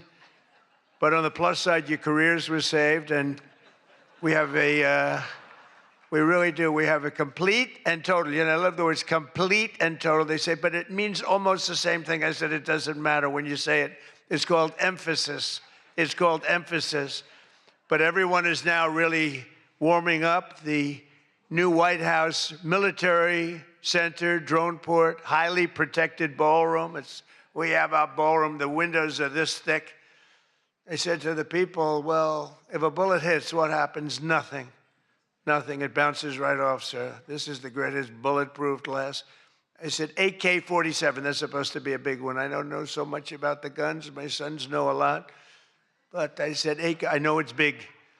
What would happen? They go up, meaning it can take more. I said, so if I'm making a speech and I hear that pinging sound at a window, what would I do? Sir, leave the room right away, but you're going to be safe. We're building something that's going to be amazing. And in light of what we went through, I think people understand it. It's going to be amazing. A phenomenal, one of the biggest drone ports anywhere in the world, right on the roof, right protecting the White House, not only the ballroom. And what's underneath, you know, is supposed to be a top military secret, what's underneath, but then you get sued as usual, and you have to reveal that you're building this unbelievable situation downstairs with room after room of very complex stuff. It was the military's dream to have it built. I wanted to have a ballroom because for 150 years they wanted it. And then the generals came to see me and they said, sir, you're building something. This gives us an opportunity to do something that will be so unbelievable, never happen again. Because there's very little built under the White House, very hard to build under a very fragile building like that. It's very fragile, it's old, and a little different construction standards, frankly. And this is an opportunity for us to build something very powerful. I said, let's keep it secret. They said, no, no, we're telling you, sir, let's keep it secret. And then we get sued and we revealed every room, We told the people that did the suing, they're not good people. We told them, we said, you know, you're being very unpatriotic when you bring a suit like this, but it is what it is, but it's going to be, it's really going, it's moving fast. We're ahead of schedule. We're right on budget.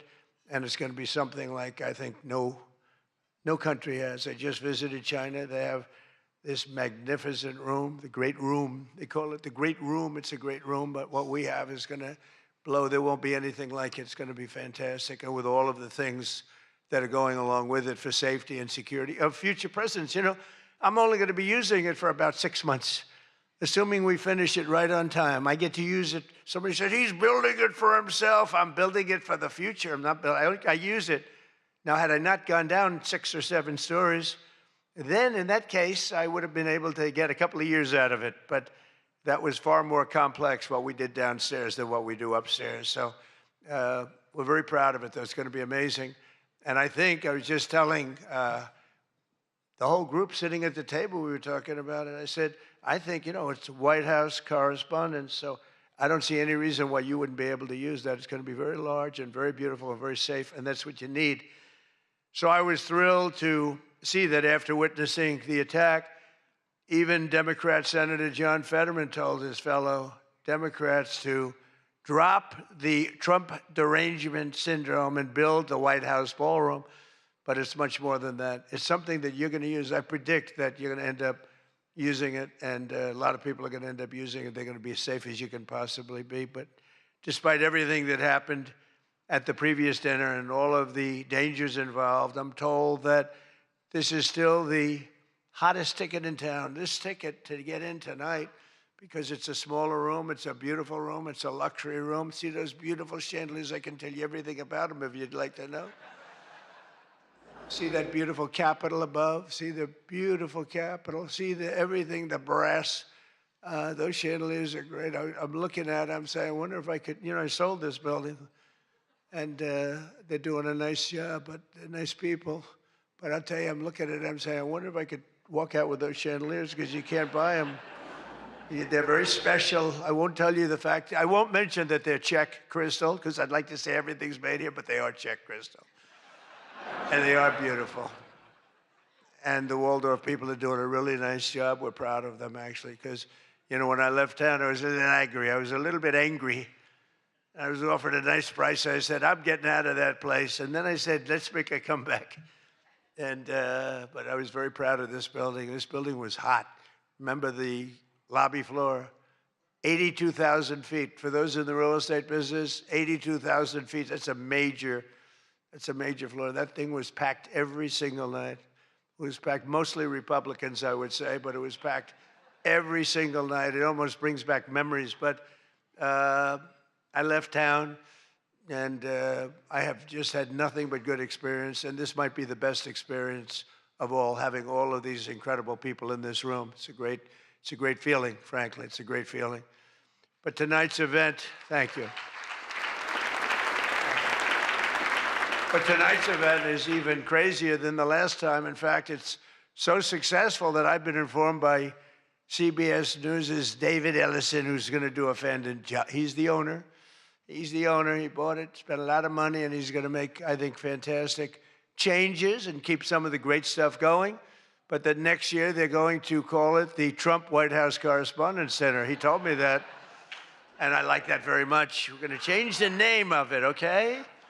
Oh, it's going to be so hot, just like our country is hot. We are hot, by the way.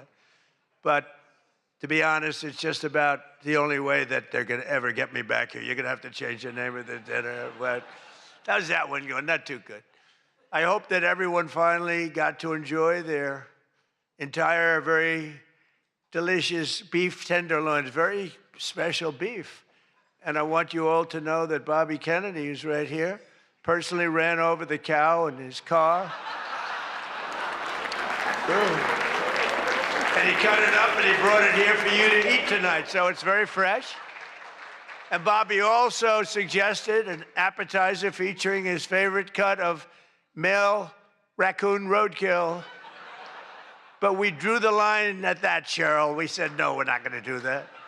We're not doing that. We love Bobby. I'll tell you, it is a piece of work. You think it is fun, but he is a very different kind of a person, I will tell you.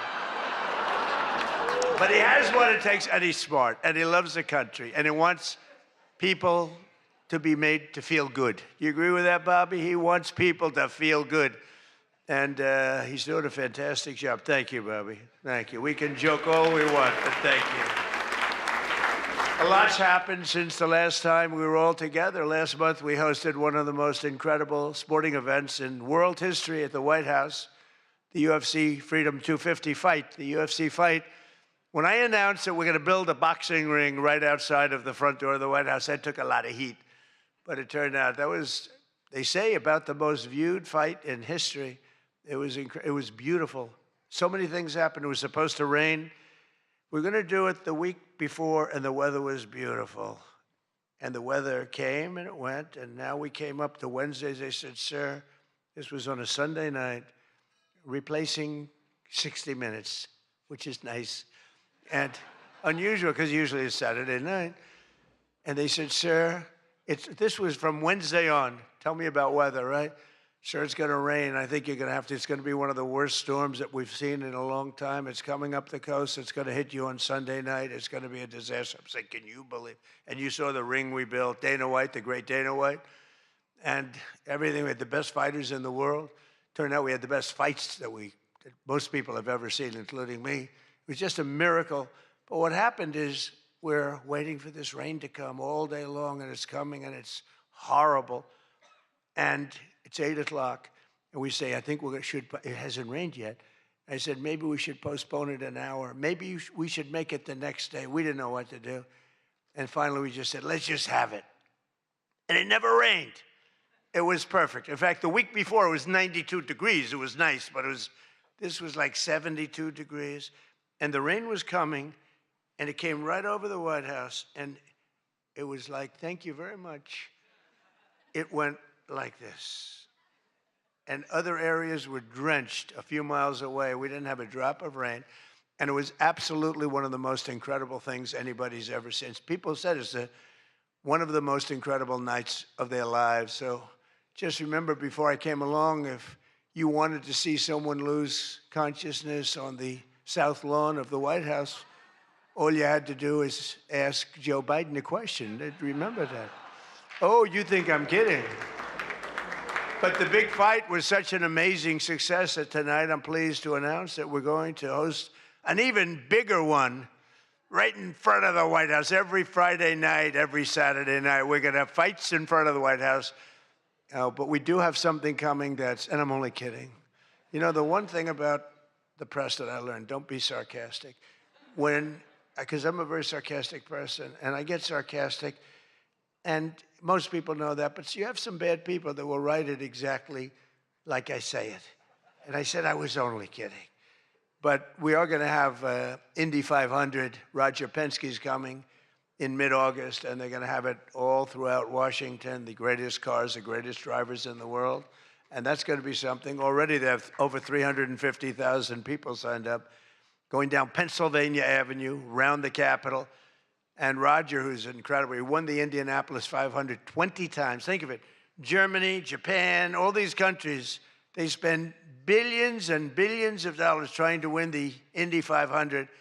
And Roger wins it. He literally won it 20 times. On the 18th time, I said, you know, that's amazing. I'm going to give him the Presidential Medal of Freedom. And I had him up. And then he won it 2 times after that. The guy's amazing. And he lost the last one by about 6 inches, if anybody watched it. So they're coming here, and it's going to be something really exciting. We have unbelievable events. It's an unbelievable country. And on July 4th, we were over at the mall, and It was raining. It was supposed to be really bad again. And we had 450,000 people show up, and that's a light number. And I was told, sir, we're going to have to cancel the event. This was not good. And it was drizzling a little bit, not raining very hard. And people are calling me, friends of mine were calling me. And I got a call from Brett Baer. Brett Baer said, it's not raining. I said, where are you? I'm standing at the mall, and I'm waiting to go in the White House. Then others called up. They said the same thing. And I said, you know, this is terrible. But there was lightning. Not big lightning, but you don't have to have big lightning. It takes just a little bit to do some big damage. So they said, everybody must leave. 450,000 people were forced to leave, and they left. And then I said to myself, I said, let me call up and find out what the hell's going on. And I called up and I spoke to a brilliant young man. He said, don't worry about it, sir. We can do it in a couple of weeks. I said, you can't do it in a couple of weeks. This is the 250th birthday. In 2 weeks, what are we going to do? Say, let's go? We're going to have a redo? No. I said, I'll speak if I have to speak at 3 o'clock in the morning, 2 o'clock, 1 o'clock. I don't care. Call them all back. They're all gone. 450,000, and most of them were in cars. They were heading back to Texas, and it was sad. And we said the show must go on. Very much like here, we said the same term, right? The show, it's a great term. It's true in life. The show has to go on. The show must go on. And I said, the show must go on. I put it out on Truth. The show must go on. And we had probably, Peter, 150,000 people come back, up higher, maybe. Thank you. Let's stand up, Peter. Tell them. More, right? It might have been more, but it was amazing. It was just an amazing crowd. And actually worked out better, a little like this. It worked out better than if we had done it at the normal 7 o'clock, 8 o'clock time. It was incredible. We started speaking at 11 o'clock in the evening, but tremendous numbers of people. Thousands and thousands came roaring back, and it was a great evening. And it was a celebration. And we didn't do it the following day, and we didn't do it 2 weeks later. We did it when we were supposed to do it. It was a fantastic celebration. But I can exclusively reveal to you this evening that for the heaviest of the heavyweights, we will have sloppy Chris Christie, one of the sloppiest human beings you'll ever meet, fighting, I would say, I could mention the governor of Chicago, but I'm going to mention instead Jerry Nadler. And they're fighting for a big piece of cheesecake, big fat piece of cheesecake. Who the hell wrote that line? But it is true. And then you have a Congresswoman, Alexandria Ocasio-Cortez, AOC plus 3. That's her 3 friends, right? AOC plus 3, and I watched her give that answer when she was over in Europe. It was not a good answer. If I ever gave that answer, I would be out of politics. Remember, you cannot have a 19-second wait time to answer really a very quite simple question. But we'll then have a rematch against an extreme, simple question on a foreign policy from Munich Security Conference. It was a big security conference, and this was our first time up in terms of that. And we had a sort of little preview, and then Anderson Cooper is going to fight Lawrence O'Donnell. I'm not a fan of Lawrence O'Donnell. I like Anderson, actually, because he's covered me well for many years. Then he went bad as soon as I went for politics. But for years, he loved interviewing. I did so many interviews with him, and he was great. But, you know, he's got a little different persuasion than me in many ways, actually. And Lawrence O'Donnell, never liked him, never thought he had any talent. But he's still making a living, so I can't knock it. But we had a contest for who had the lowest ratings and the lowest IQ on television. And that was actually Don Lemon, I think. You know, when I said that he's the dumbest man on television, I said, you know, when you say some things, you never make a comeback. It's not like, oh, gee, hey, Don, let's have dinner some night. But I know what I'm saying. And then you have Bette Midler and Jane Fonda actually held a concert to protest the first UFC fight. They didn't want to see the fight. Very few people want. They held an event. Like 3 people showed up. And given the choice between seeing some of the really beat-up faces of the UFC, almost everyone chose the people in the UFC. It was between the 2 of them of the UFC. And what about Bruce Springsteen? What the hell happened to that guy? He looks like hell. I don't care what anyone says. I'm not supposed to say. I'm sure he doesn't like the way I look, but I don't look so bad. But at a recent concert, Bruce, all he did was talk politics. He ought to run for office. That'd be interesting. But all he talked about, he made 4 political speeches in his 3-hour show. The tour has been renamed Bored in the USA. And his new song was so bad that Chris Christie, who's like a fan, you know, he goes out and tells everybody how he hates Chris Christie. Keep that guy out of my... And I see Chris Christie there again, high-fiving Bruce Springsteen in the aisle. And Bruce Springsteen saw him and didn't even lift his hand up. And I just wanted, because I used to be friendly with Chris. Chris, when somebody doesn't like you, write them off. Forget it. You got billions of people in the world. You don't have to make a jerk out of yourself. But usually a comedian hosts this dinner. And I think we sort of changed it. Tonight we're going to have somebody who I think is really spectacular. But I've watched comedians get up for the dinner because I have been here actually quite a few times. People don't realize. And there's one time in particular when Barack Hussein Obama hosted it. Do you know who that is? And he hit me hard. But actually he hit me with respect. I was sitting with Melania at a table. And you had Brooklyn Decker, supermodel, at a table right next to her. And I really always will like her. She's married to a great tennis player, Andy. And she was at the table, not at my table. And I have watched this clip thousands of times. They keep playing it because they think that was the evening I decided to run for president. It was not. In fact, I loved the evening. I looked at my wife. I said, can you believe it? All these people, that's all they're doing is talking about me. I love this dinner. It's true. And Obama was nice. You know, it's amazing how things work out. He actually showed a picture of the White House with a big Trump on top, like I put a sign. And you know, I'm sort of doing that when you think about it, right? I mean, he wasn't really wrong. But no, he was respectful. He was good. But it had nothing to do. It had nothing to do. I just decided that I wanted to make America great again. This had nothing to do with that dinner. I've gotten so many... Yeah, I've gotten so many calls, and for years they've been saying, was that the moment you decided to run? Really, no. I left that night, and the press was there. A lot of the same people that I see, they said, did you have a good time? Unbelievable. And some thought I didn't have, but I did have. And I always remember, though, Brooklyn. She was so angry. She was much angrier than me. She was angry. She thought they were mocking me. And they really weren't. It was just one of those things. And I had a great time.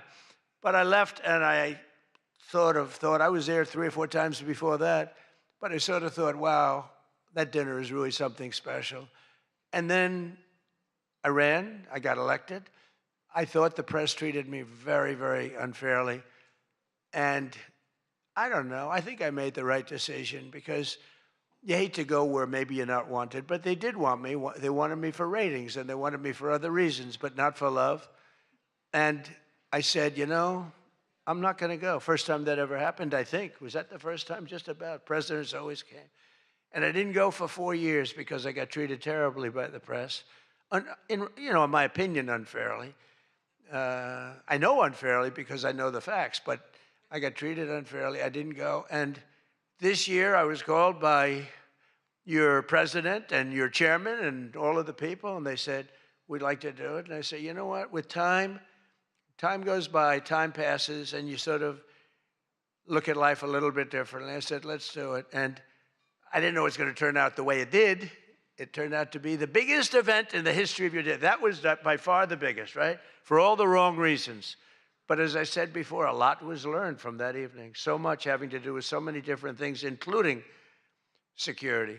But it's an honor to do it. This is my first. I mean, I've been to it numerous times, but as president, I haven't been here. And I'm glad. And they said, would you do it next year? I said, I will be back next year. Now, if you get really, really nasty, maybe not. I don't know. But we're going to be back next year. And well, Jackie will treat me very bad. But this year, the association decided not to have a comedian, so they considered using Jimmy Kimmel, Jimmy Fallon. These guys, they're terrible.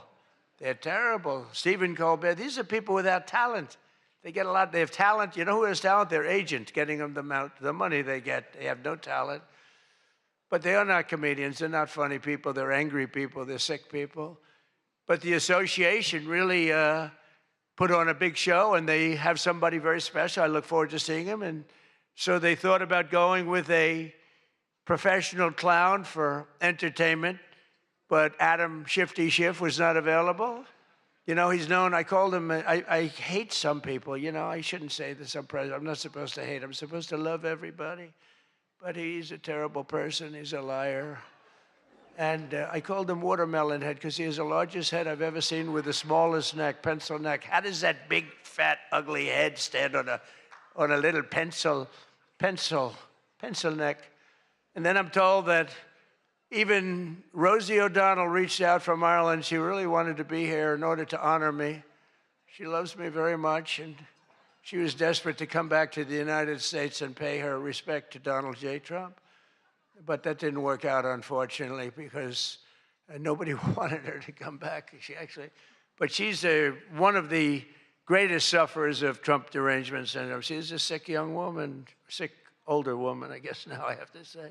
So instead, we're honored to have, for entertainment, the very talented mentalist, Oz Perlman. And everybody, they said, are you going to stay? I said, yeah, I'll stay. I mean, I think I'll stay. What the hell else am I going to do? I've got Iran, I've got this, I've got that, which is all going extremely well. Don't believe the fake news. You know, it's the only thing we were talking before, I said, so we've hit Iran very hard. Their Navy is gone. Their Air Force is gone. 250 jets, no longer. 159 boats, good boats. In fact, I said, why the hell didn't we keep them? We could have used them. But 159, but all at the bottom of the sea. They have no radar. They have very few drones left, despite what you see. And every once in a while, they're going to set some things up, but they don't have much left. And by the way, they are talking to us right now. They'd love to make a deal. I don't think they're ready to. I don't think it's time yet, but I'm willing to listen. But they cannot have a nuclear weapon. We don't want to see Washington, D.C., or any of our cities, or Israel, or frankly, the Middle East, destroyed with a nuclear weapon, because I know the power of nuclear weapons. I see it. I get to see it. We're not going to let that happen. So this is all about we will not let them have a nuclear weapon. And they would use it. They would use it if they had it. But Oz, I do have one question about what happened that time, because he was there. How the hell did you not see that coming? He sees everything. He sees everything. He's telling me about your grandmother and your this. Why the hell didn't you? We got to ask him that question when he gets up here. Why didn't he see that coming? But of course, this evening, it's really all about the fake news media and your handling of prizes, and writing and producing and performing made-up stories like the Academy Awards. You know, Academy Awards used to be the epitome of ratings. Outside of the Super Bowl, it got the second most ratings. Now it's down in the dumps. Nobody wants to watch it anymore because they took on Trump. They hit me all night long. They hit me. The winner is so-and-so. I want to talk about Donald Trump. I hate this man. Nobody wants to hear this stuff. Right, Peter? Nobody wants to hear. You ever see the ratings? They used to have 48 million people. Now they have 2 people watching. But they'll learn their lesson. But I want to personally congratulate CNN's Caitlin Collins on receiving her award. It was all about me. It's a fake. She shouldn't get the award. It was a fake. But I didn't mind. I said, Caitlin, congratulations. But it was fake. There's no question about it. But she's a young, attractive woman. She never smiles. I said, Caitlin, do you ever smile? Smile. You have a nice position. You're at CNN Fake News. You should be a happy person. So smile, Caitlin. Just smile. But we attack, and I thought Caitlin had really made it big with a major new sponsorship, but then I informed her that it wasn't her on the Bud Light can. It was Dylan Mulvaney. And Dylan Mulvaney cost Bud Light $35 billion in market cap. That was the worst commercial ever made, by the way, for those few people that want to hear that. Most people don't care, but I would. I wouldn't want to hire Dylan anytime soon. Think of it, they hired Dylan Mulvaney, and their market cap has gone down by $35 billion. Who wrote that commercial?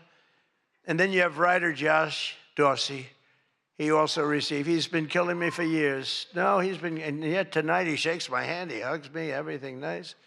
He kills me. Josh is amazing. He writes more stories than any human being. There's nobody that writes more than Josh. He'll write 4 stories about me a day, all different subjects. I mean, I had the other day 3 stories and one on the, he was upset about this. 1 was on page 7, 3 were on page 1. They were all written by Josh.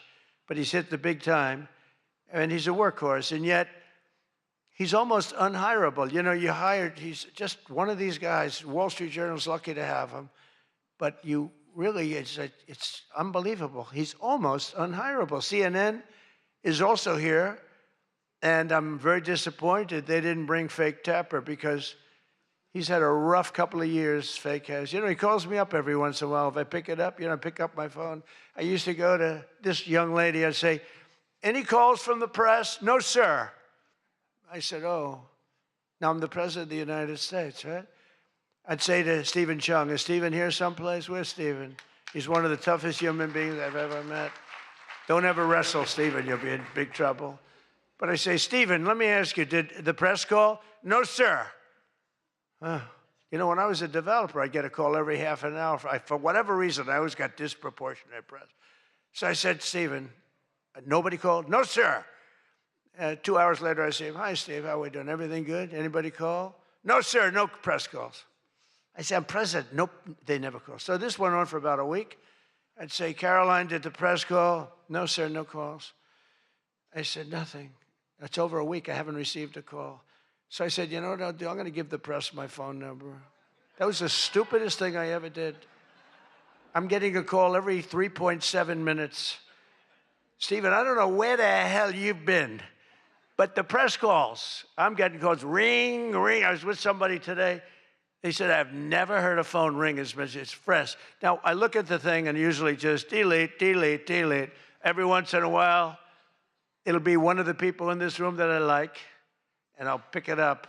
Like this one right here calls me on occasion, right? She'll call me and she says, hello, sir. How are you? We want to talk about some horrible subject, like a horrible, depressing subject. I say, Jackie, I don't want to talk about it. Congratulations, however, on your new marriage. But I don't want to talk about it. But it's true. And people call me now. And so for weeks I go, no calls. And I learned then that both of them, they feel that I'm doing a great job, and they feel I'm above it all, and that no person, hundreds of people call no person, is good enough to talk to Trump, and so we don't even bother telling you. That's not the way it works, Caroline. You have to let me know, because sometimes I do like to speak to the press, but now I have the best system I've ever had. It rings, and just so you understand, you're much better at putting your name, because if there's no name, I just can't do that. You know, I pick up every once in a while. Hello, I'm from Reno, Nevada. We're a startup paper. We're calling it the Reno Express. I said, do you believe I'm the president of the United States? Mr. President, could I have your views on Iran? And I just hang up. No, I get the craziest calls. I mean, some of them, my wife said, I can't believe you do this. This is a hell of a way to live. But sometimes they get calls from very important. Sometimes I can straighten out stories that are going to be fake, and I can make them from a fake story to a good story. I always find that when you don't speak to the press, you always get a bad story. When you do speak to the press, you have a shot at getting a good story. Oh, look. No, look, if I were a reporter, and let's say I'm a big reporter, I work for the failing New York Times, or I work for, well, I don't know, do they ever come to these dinners? Didn't they cancel out a long time ago? Big mistake. They should be here. But I get a call. I've always found that, you know, speaking to them, you just do better. You do better when you can, when you have the time. You speak to the reporter. You treat the reporter with respect. Sometimes now there are reporters where it doesn't matter. You can be so nice to them, it doesn't matter. You get treated unfairly. But you have a lot of great reporters where when you speak to them, you can get your point across, and that's a good thing. But some people say that Jake Tapper is a great investigative reporter in D.C., and that's why after moderating our debate, It only took him 1 year to break the story that Joe Biden might possibly have suffered from cognitive decline. It took him 1 year. He wrote a book about how great he was mentally, not too good. And I don't like Biden because Biden was very unfair to a lot of people. But Jill Biden insists that Joe would have beaten me in 2024, even though he was way down. She said he was way behind in the polls because he was seriously ahead. She felt he was going to win because he was seriously ahead on deceased voters. He was leading in the deceased crowd, and there were a lot of them. You're finding out there's a lot of them. Look at the numbers that just came out yesterday. And it's traditional that at least one or two potential presidential hopefuls attend the Correspondents' dinner, but many of them seem to have really chickened out. I was disappointed that Gavin Newsom didn't show up. He didn't show up. He should be here. But I heard that he recently said that we will lose our country if we don't fight fire with fire. And to be fair, there's only one thing we know about Gavin, and that's that he definitely doesn't want to fight fire with water. He's got a lot of water, never uses. What a disaster. That should have never happened. But Gavin Newsom recently did a career-threatening, one of the worst interviews I've ever seen, where he said that he can't read a speech. He's incapable of reading a speech. He's a low IQ person. He's smarter, however, than all of the people in the room, and then he gets sued for being a racist, okay, when he said that. But he basically said he has various mental incapacities. He has difficulty in various other ailments mentally. And I'm looking at him saying, this is the worst interview. I'm watching this interview. I said, this is the worst interview I've ever seen given by a professional politician. I've been watching politicians for a long time, mostly on the previous side, because I haven't been doing this too long. How am I doing? Not bad for the number of minutes spent. Not bad. But with Gavin, so he said that all these things, and I said, anybody running against him, all they have to do is take that one interview and you can't lose. I actually put out a statement that Gavin Newsom has come out and said he will not be running for president because nobody can say what he said about himself and survive. Newsom was in big trouble when he openly admitted that Kamala was smarter than him. She said, Kamala is smarter. If Kamala is smarter than someone, you don't want that person to be president of the United States of America. Between California's policies of enabling wildfires, paying drug addicts to be homeless, giving free sex changes to illegals, and telling rich people they're going to take away, all of your money is going to be taken away. People are fleeing, and they're fleeing in droves. We can't have that in this country. It's becoming such a horrible and dangerous location that Ilhan Omar, one of my favorites, and her brother are thinking about moving together, very much in love. A video has surfaced recently of Ilhan giving a speech referring to World War II as World War XI. And they asked her about that. She thought she got it right. But I'm not surprised because she's a low IQ person. And she's also a very dishonest person. And she ought to get the hell out of our country. She shouldn't be here. She shouldn't be in our country. She also calls her brother husband number one. Omar is reportedly being investigated for fraud. She revised her net worth. I was shocked to see that she was worth much more than $30 million. And then when the press got on her, she revised it slightly downward to less than 18,000. So she went from much more than 30 million to 18,000. And I know Democrats, and the word Democrat is something that's come into fashion. I changed the E with a U, and most people don't know that dumb has a B, so we don't have to worry about that. It's very quiet. I thought it was quite good, but I haven't gotten much credit for that. Fake news, good. Pocahontas, good. I won't say Lion Ted because he's on my side. I don't talk about past conquests, but we have a lot of them. I won't talk about them.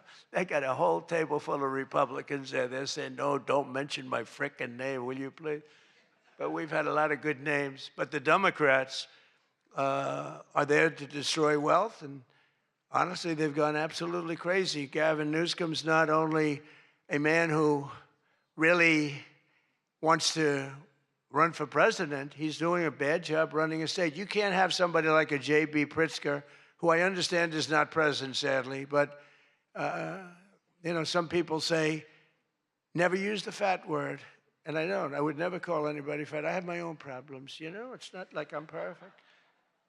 Sir, in the back, don't call him a fat pig, okay? I'm sticking up for him. Don't call him you. You can't do that, sir. You can't call J.B. Pritzker a fat pig, please. All right? Thank you very much. I appreciate it. Everyone's trying to figure out, who is that guy? Does he exist? But the nice part is when you do that, the press can't get you, because I'm defending a man who obviously has a problem. Actually, he's lost a lot of weight. I saw him recently. He lost quite a bit of weight. I don't know what the hell. He's got no chance, believe me. Anything he does, the family threw him out of the business. A number of other potential Democrat contenders sadly refused to show up tonight. We invited Elizabeth Pocahontas Warren. She's referred to Pocahontas because, in fact, I had to apologize. People came up and they said, we want you to apologize to Elizabeth Warren for calling her Pocahontas. And I ended up apologizing to the real Pocahontas. But Elizabeth Warren was supposedly of Indian heritage. And then she took the test and she only had 1,024th Native American. And I said, you know what? I think I'm more of an Indian than she is. So this is what we have to deal with. But Senator Warren did not accept our invitation to debate. I wanted to debate her on various and sundry things, and she decided not to do it. And I decided to bury the hatchet. It doesn't matter. And she, well, I'm not going to say this next one. Do you want to hear this one? How bad? She wasn't high up on her totem pole. Who the hell wrote that? No, she's bad news. I wanted to make sure that Jack Smith, deranged Jack Smith, remember he went after me for about 2 years? How did he do? Not too good. I'm in the White House and he's not doing as well. I was going to say he's in a different kind of a house, but he's a deranged human being. He's a bad prosecutor. You know, prosecutors are very important. A great prosecutor, a fair prosecutor, but that's the great prosecutors, the ones that are fair. They're very important to a country, but this guy was a deranged lunatic. Saw his invitation tonight. He was invited because, you know, but I put it in a private text to Chuck Grassley. And Chuck saw him and he did a certain thing. And then one man that we had who should be here, he turned Palestinian. This was a man who was 100% for Israel. 100%. Chuck Schumer, crying Chuck. Remember, he cried at the airport over illegal immigrants. They were the fakest tears. There were people throwing water in his face. But now he's a proud, very proud Palestinian. In fact, I'm going to send him a beautiful Palestinian outfit tomorrow so he can greet Bibi Netanyahu when he comes to town next week, along with the mayor, who I'm sure would love to meet Bibi. They're not treating Bibi too well, but Chuck wanted to join us tonight, but he didn't want to be violating many parts of the Palestinian rules, regulations, and certainly he didn't want to violate Sharia law, his new founding. And all joking aside, I do think we need term limits in Congress. I think term limits are very important because I see what's happening. I see what's happening. The other day, a senator I knew got a text, a great guy, from his wife. And she said, when you get home, I want to have you immediately come up the stairs and make love to me. And he said, I can't do both. You know what? You know, in other words, can't go up the stairs and make love. Does anybody get that? Well, I thought that was actually pretty good. That was actually the only thing I thought was good in this whole frickin' stupid speech that they wrote. That was the only good one, and that went down with not exactly great laughter. I think, you know, in other words, you can't go up the stairs and make love, too, you know. So we're looking for term limits. Does anybody understand this stuff? But I really do wonder whether the Democrats are trying to lose the midterms. In Maine, they nominated a guy with a Nazi tattoo. But don't worry, Democrats. Word is that Plattner's replacement, he throws bottles at women. This guy throws bottles. This guy's another lunatic, by the way. Although I think Plattner might have done surprisingly well, because we're in the age of Trump. Call it what you want. People can do well today.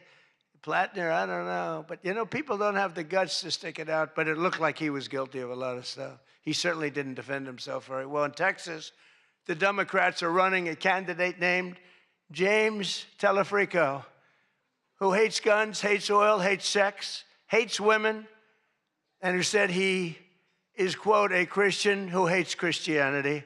Other than that, I think his platform is quite good. And that means that he's not going to do very well against Ken Paxton, who hopefully in Texas is going to win. But Telefrico, he's Alfred. You know what he looks like to me? Alfred E. Newman. You remember Alfred E. Newman, Mad Magazine? I said, that guy is Alfred E. Newman. Can't imagine he'd win. Well, I have all of the press here in one place. I have to say that we're having an amazing load of accomplishments that the media never talks about. For example, under my administration, a once feared and powerful regime that relentlessly attacked America has finally been toppled. Their former leaders have been removed, and they're now being run by a gay dictator facing internal divisions. But I, for one, wish Barry Weiss all the best at CBS News. She's a wonderful woman. Most of the press lives here in Washington, D.C., and you should be thankful for me for what my administration and I have done to make our nation's capital, which was one of the most dangerous and unsafe cities anywhere in the world, one of the safest cities in the United States. Crime is down 88%, and our capital is shining again with 62 monuments, statues, water fountains looking more beautiful. The graffiti's all gone. The tents are all moved out of the parks. The fences are all done. Our capital looks like it's really in good shape. And people coming here, people in the White House, they work in the White House, they all say, young women, young guys walk up, they say, thank you, sir. 2 years ago, we lived in a dangerous city. We lived in a city where 150 people were killed a year. And now we have almost a crime-free city. Our National Guard has done an incredible job, and we've removed over 5,000 career criminals. You know, we removed, there's one stat, I think it's a great stat. It's to me, it's fantastic. 2% of the people create 91% of the crime. That's something you can fix, and we fix it. We moved out over 5,000 career criminals out of Washington, D.C., and we have the greatest capital in the world. Again, it's beautiful, it's thriving, the restaurants are thriving. You couldn't get into a restaurant because they didn't have, all the restaurants were closing. And if you even got in, you felt unsafe. People were getting into Ubers and they were being attacked when they were in an Uber. It's not happening anymore. We have tough, smart people, and they have done a fantastic job. Washington, D.C. is safe again. You can't get into a restaurant. The restaurants are opening up. They're opening up all over the city. They can't get, it's the exact opposite. They can't get space. But mostly I've given up on you in the media so that now I just gave up on you and I'm #1 on TikTok. Did you see that I'm #1, Stephen? Is that true? I'm #1 on TikTok. So how can they be so bad? 520, think of this, 425 billion views. Can you believe that, Peter? I mean, let's go, Peter. I gave up on you people. I gave up on traditional press. And it obviously worked because we did win in a landslide. I mean, somebody's got to be saying something good about me. But TikTok, good old TikTok, and I was able to get it sold to a group of very wealthy people, mostly Americans. I was told President Xi, who's a man that I get along with very well, he was a hard no for the sale of TikTok. They all said he's a hard no. I said, well, let's call, put your group together. They put it together, billions, hundreds of billions of dollars. I called up President Xi. I said, President, look. These are American people. They're wonderful people. In fact, one of them happens to own CBS, actually. I mentioned his name. I said, these are wonderful people, and it'll be a good thing. Does it mean anything, President? It's nothing. It's nothing. They love your country. We'd love to see you approve the deal. And he goes, all right. That was it. It was done. And we sold TikTok. And he's a friend of mine. And he's not contributing to problems like other people contribute to problems. So we get along. but we made the deal. But #1 on TikTok is Trump, and that's probably why we won. But for all of the trouble that you give me a lot of trouble, a lot of heartache. I hope all of you know that I believe in the free press more than anyone in this room does. Maybe not quite. But that's why I'm proud to be the most open and transparent president in history. They called me that. You know who calls me that? Caroline. That's about it. So would anybody else call me that? I think Peter would call me that. Am I the most transparent? Biden never used to answer your questions. He'd ask Biden 20 questions, he'd never get an answer. Who's the most transparent president, Peter? Who? I look at him. It's the first time he's tongue-tied. I cannot believe it. Oh, he's not going to be happy tomorrow. But you people have no idea how lucky you are. When I'm gone, you're all going to be broke. Your business model is going to be finished. No, it's true. When I'm not around, you're going to be broke. There's not going to be anybody to report on. Nobody gives a damn about anybody else. The New York Times the other day had 5 stories about me. You know, before I got into politics, in my whole life, I had 7 front-page stories. This is years of success. I think 6 were good, 1 was bad. I had 5 stories, 7, 5 good. Yeah, I had a total of 7 stories on the front page of the New York Times. That's not bad. Now I average about 3 or 4 a day, all different topics, all bad, everything bad. But here we are. I mean, here we are. In fact, when I'm finished, I'm going right back to the Oval Office, so I have to be doing okay. But we are all doing good together. That's why tonight, to show just how much I care about the press, and I want to save your ratings, I'm pleased to announce my intention to, and this is somewhat of a scoop, my intention to run for a 4th term as President of the United States. I will be doing that. I will be having an official, in fact, I think I have, I won 3 times. Now I'm going to do it again. Thank you. I'm going to do it. Should be easy. I'm getting very good at running for president. No, I won 3 times, did very well the 2nd time, by the way. It's a rigged election, but we don't have to talk about it. You know, it's interesting, when you come back and you do a good job like we did, and you don't care about it so much, but we do have to tighten up these elections because they really are in seriously bad shape. But on a serious note, I want to say once again, I just want to thank you all. It's been an interesting evening. I didn't really know what to expect, and it's far worse than I actually thought, but if you want to know that. But I didn't know exactly what to expect, and I've made a lot of friends tonight. I've made a lot of good friends tonight, probably made some enemies also, but it's been an experience that is something that we've all shared together, because we're all in this room tonight because most of us went through a period of trauma from just a short while ago. And, you know, some people said they wanted to come, but they were afraid to come, and you people weren't afraid to come. There were a lot of people that said, Jackie, they don't really, you know, they didn't have the courage to come. And we don't want that to happen. And I'm sure it's not going to happen. We're going to do things. Again, I want to thank our law enforcement, keeps us safe. All law enforcement.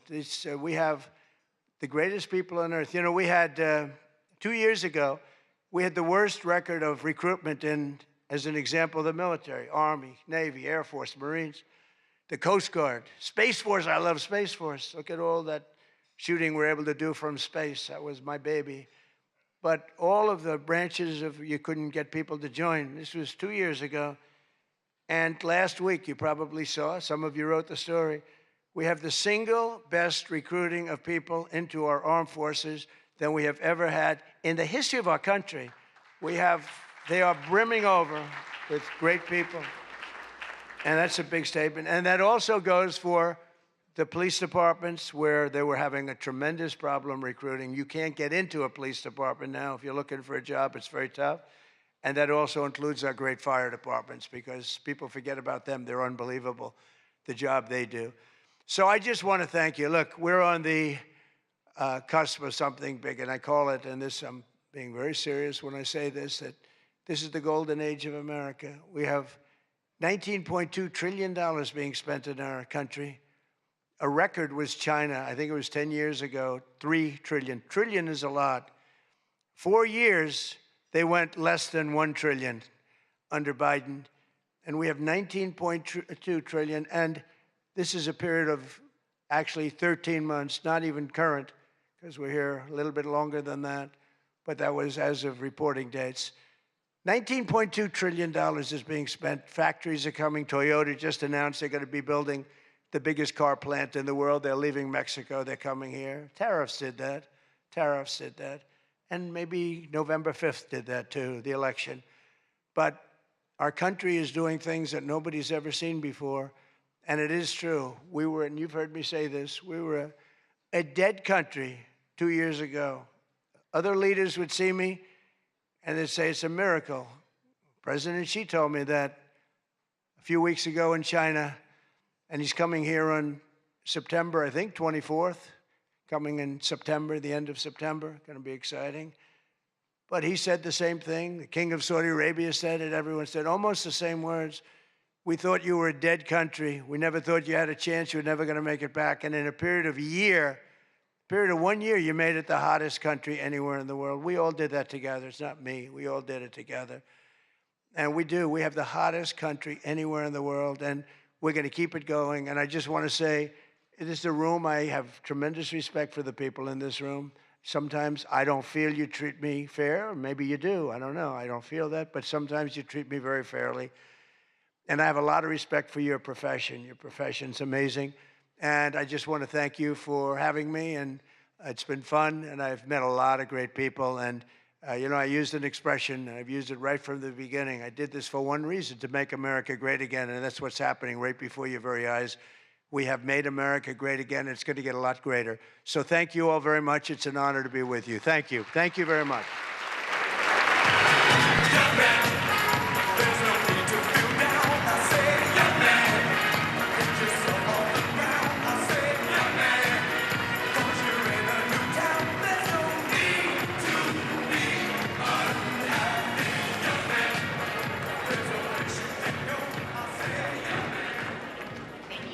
President Trump.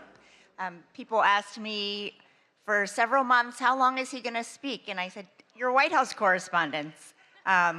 So you should know, and thank you, President Trump.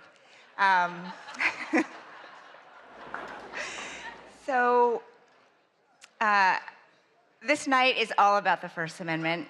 And tonight it was on full display. And I just want to congratulate all of our award winners again, my friend Caitlin, who has a beautiful smile, and Josh Dawsey, who is one of the most prolific journalists of our time. That is true. Okay, now we're finally going to answer a question people have been asking since I announced he was coming to the dinner back in February. What the heck is a mentalist? The wait is over. Please welcome Oz Perlman. Give it up for mentalist, Oz Perlman. The mentalist on people's minds is Oz Perlman. How did you get that? Who are you thinking of at this very moment in time? Who are you going to talk to this week? Vince. Vince. Yes. Open your hand up. No. Oh my God. Look in your hands, Aaron. Albert Einstein. Okay, that I can't even host the show anymore. That's the craziest shit I've ever seen in my life. Who is she? It's Oprah Winfrey. Say hello to Miss Oprah. Whoa. Winfrey! Oh my God!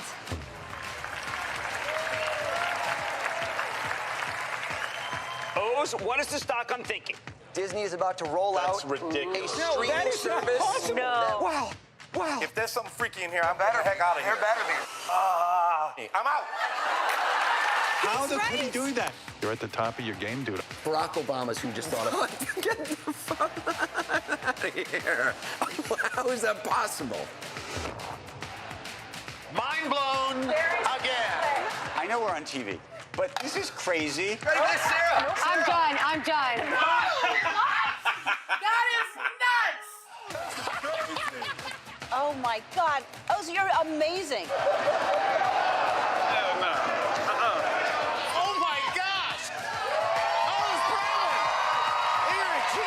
fakes to Jamar, throws to Tanner. That's literally insane. It's like shattered my worldview. I have to rethink how I think about everything. Please welcome to the stage, O's Pearlman.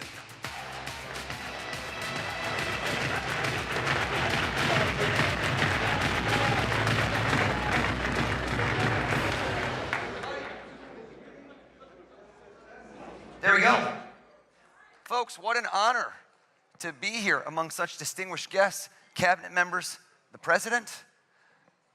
He made an announcement, I just heard, that he will be attending next year's event. I thought he was going to be speaking until next year, actually. I'm kidding. I'm kidding. Folks, I have to give a shout out, honestly, 3 months ago to the heroic bravery of the Secret Service and law enforcement who kept us all safe. Please, everybody.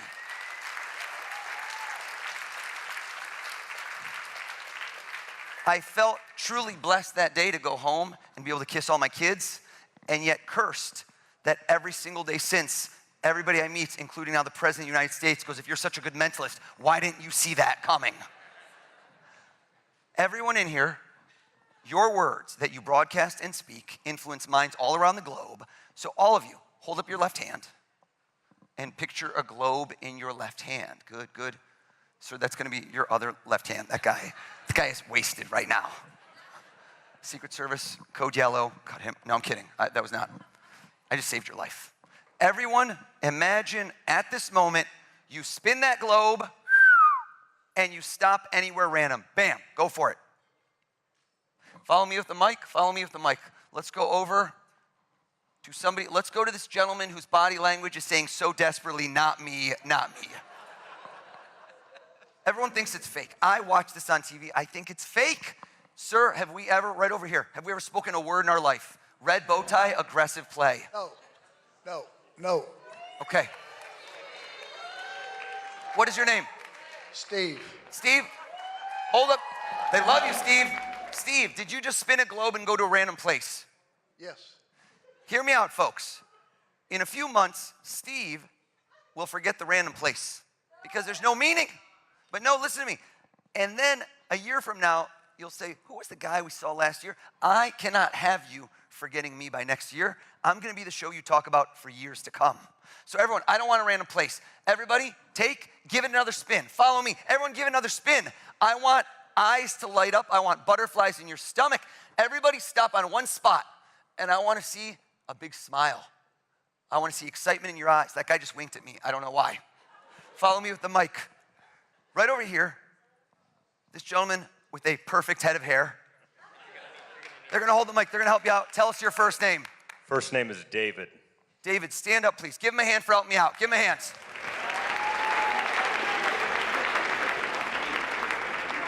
David, I don't know the future. I'm not a psychic. I would have called that 3 months ago.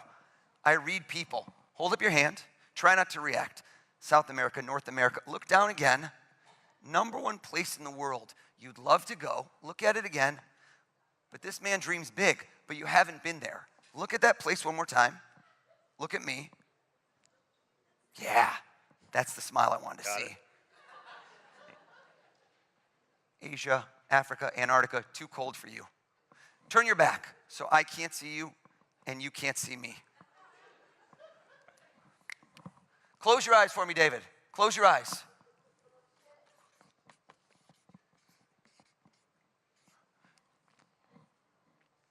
David, was there any hesitation in your mind? Were you on the fence? Look, the shift in the posture, the weight on the right foot. Close your eyes. My boy just changed his mind. Come on, David. He just said in his head, he goes, if I'm not paying, I'm going big. There's a passport involved. David, keep your eyes closed. Keep your eyes closed. Keep your eyes closed. What was the place when I said spin it? Stop right there. Where did you want to go? Tell us. Taj Mahal. What? Can I ask you a question? Yes. That's why I said you shifted your balance. Have you been there before? Never. I'm so curious. Let me ask you a question. You never know how this works. Did you change your mind? No. Were you thinking initially of a place and you go, I've been there, so it's too obvious, and at the last moment you changed? What was the first place you thought of? Big Sur, California, where I just visited. And then, Taj Mahal was was the layup. There it is right there. What did you think of after that? I saw you chilling, relaxing. Was there another place you were thinking of? Great Wall of China. Okay, close enough. I'll take Big Sur. Turn around. Maybe you're just drinking Fiji water. I'll take it. I'll take it. Did Fiji pop in your head? Fiji came at one point, I will say. Fiji did come at one point. This guy's like, I'm going on an all-expense vacation. I'm doing a world tour here. I say think of one place. That's fine. That's fine. Have a seat for me. You got it. No, hear me out. Hear me out. What happens if somebody lies in my show? Right? What happens if somebody lies in my show? And this room never lies, so there's no chance. Watch this. I need to put some skin in the game. Right now, if I lose, what happens? Nothing. I already got paid for the show. Let's come out in this crowd. Raise your hand if you have any cash on you. If you have any money on you, raise your hand. What is this? All the cabinets broke? What's going on?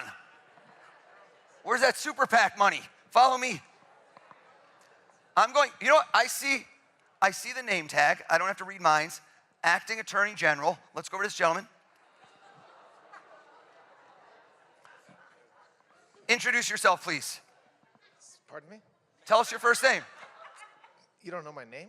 I know it, but it seems fake if I know, Todd. I can say it. Stand up. Give him a hand, everybody, for helping me out. Todd, just tap on the mic. Let's make sure it works. Are you a money clip or a wallet kind of guy? Don't take it out. No. Neither. It's like it's more like a wallet. Okay, it was a multiple choice. That's okay. Do you know, and I always ask this question because you never know. You're going out. Cash isn't as common now. Do you know exactly how much is in there or you're not sure? I'm not sure. I like that, right? Hashtag baller. No. I want you to count it, but hold on. Do it under the table so there's no way I could see. Under the table, and move away with the microphone.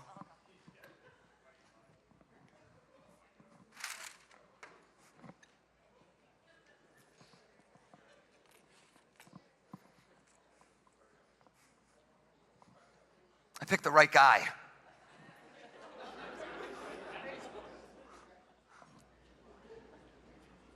Stand up. Lie to me. Don't tell me how much money you really have. Make up a lie. Make up a lie. Lie to me. How much you got? 130. I would have said if you're going to dream big, Todd. That was dreaming big. Folks, I notice patterns. And I can't explain why, and this is not a stereotype, but when I do this with men versus women, they lie differently, and I don't know why that is. It's not a gender stereotype, but for some odd reason, statistical analysis, women will prefer to use a number smaller than the amount they actually have on them. I don't know why. Men like to lie by saying things are bigger. A moment in this room for Todd and Tom that you will never forget. Flip the bill over for me, and I want you to remember this White House Correspondents' dinner. I will. Todd is like, I should have brought more cash. Turn to face him, please. And what I'd like you to do here is you're going to be his table. You could sit if you want, but that's okay. Attorney General, so okay. I should probably stand up. I want you to take, and I want you to sign it. Go ahead.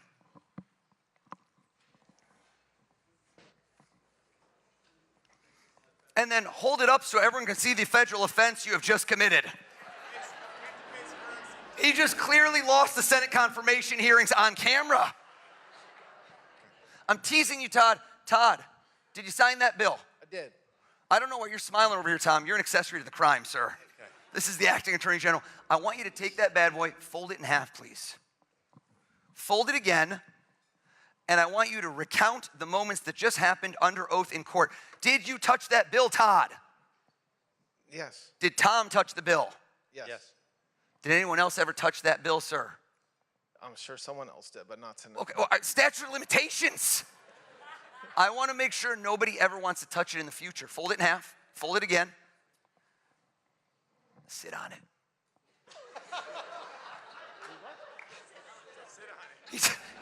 He just confirmed with his wife, and he didn't even go right or left cheek. He went dead center. That's a man who takes no chances.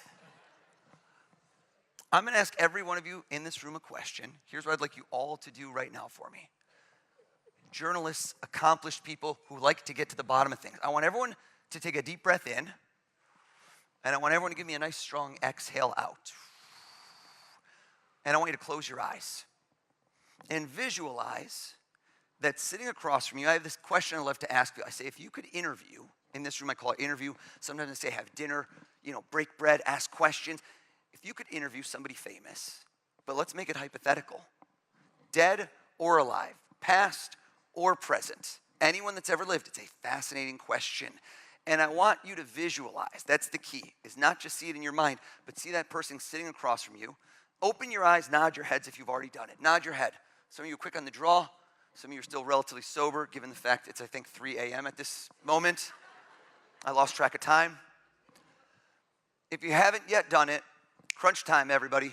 3, 2, 1, done. Wake up. Everyone, give me a big clap over your head if you can see your person clear as day. Give me a big clap.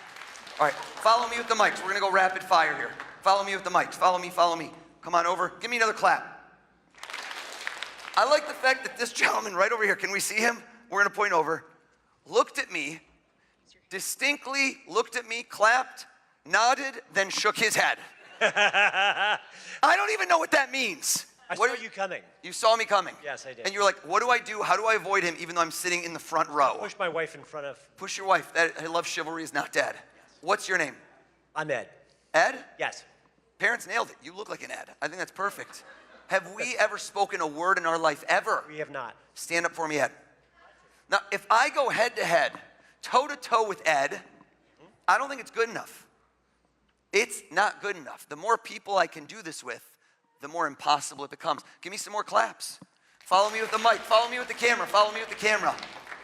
Oh, follow me, follow me. Come on over. This was an incredible smile. Arms extended. She threw in a belly dance. I reward extra credits. No, Ed, stand up. We didn't get rid of you. I love you, Ed. Let's go right over here. Tell us your first name. Michelle. Stand up. 2 L's? I'm a mind reader. Come on, Michelle. Come on. Another clap, another clap, another clap. I look around. This was a moment. We had a moment right over here. If you go to this young lady, she looked at me, and when we made eye contact, Ed, she did not nod, she did not shake her head, but rather when we made eye contact, she closed her eyes tightly as if to activate some sort of camouflage shield, saying to herself, if I don't see him, does he still see me? I see you. Tell us your name. Aaron. Stand up for me, please. Okay. I now have 1, 2, 3 people thinking of 3 different people they want to have dinner with. This side's feeling no love. I can see it in your eyes. You're feeling no love, so let's keep it going. 2 more people, rapid fire. Follow me with the mics. Follow me. Give me some claps. Give me some claps. Your joy is effervescent. Also, the pocket square, 4 ripples. Next level, my friend. Next level. What is your name? My name's Kevin. Kevin? Yes. Stand up for me, Kevin. I never go past 4. Give him a round of applause. Make some noise. But this is not just any event. This is the White House Correspondents' Dinner. It's been going on over 100 years. I'm the first mentalist. One more group, right over here. I didn't even tell you I would do this. Give me a clap. Let me see it. Who thinks they have someone I will not get? You will be my Fiji water. Who will that be? Give me a clap. Okay, all of you with the big clap, you're too confident. I don't like it. I like the people that are on the fence. I like this young lady right over here. This young lady looked over. She squinted at me. She didn't clap. She just gave me an I'm looking at you, buddy. Tell us your first name. My name is Alex. Alex, give Alex a hand too as well. Alex, Kevin, Ed, Aaron, Michelle with 2 L's. Each of you, I asked to think of somebody famous sitting across from you, and you are at the edge of your seat, scintillating, asking them questions. Sit down if it's Jack Kerouac. No. Folks, don't hold the applause in. Let it out. Let it out. That's so obscure. Like, you should not have gotten. Never bring a knife to a gunfight. Joke is too soon. Too soon. Too soon. Have a seat for me, please. That's it. That is 100% it. I know. I can read your mind. You know, That's what you I know that. Yeah, you don't have to keep telling me. That was it. Have a seat. Thank you. I like how Erin just rethought her choice. She's like, mine's too easy. Mine's too easy. There's no way you would know. Kevin, you are a ball of positive energy. Just looking at you has uplifted my mood without caffeine.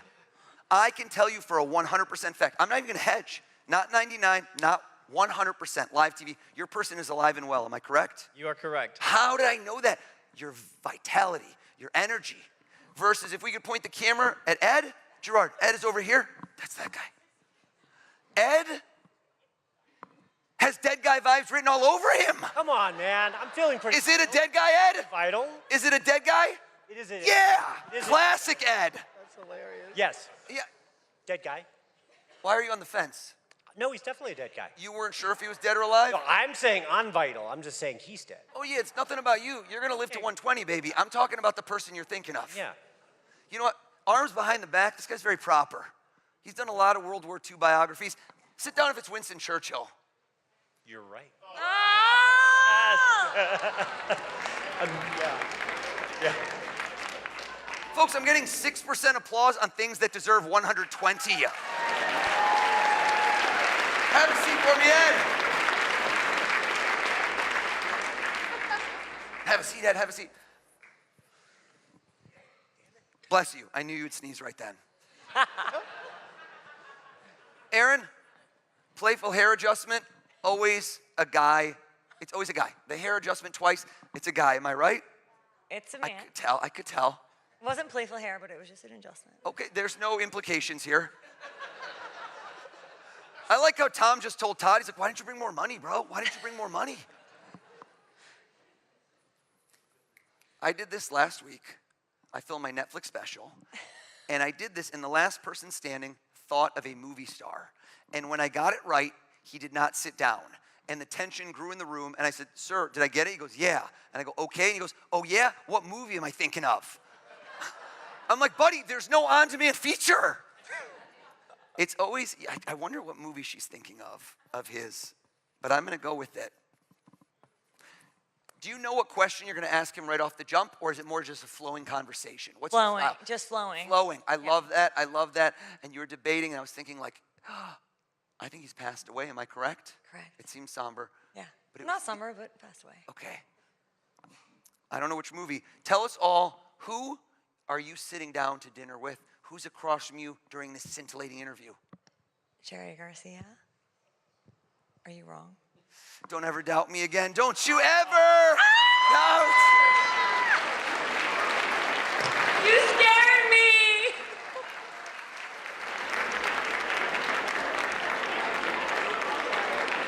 How did you know? Oh my God. All right, Austin.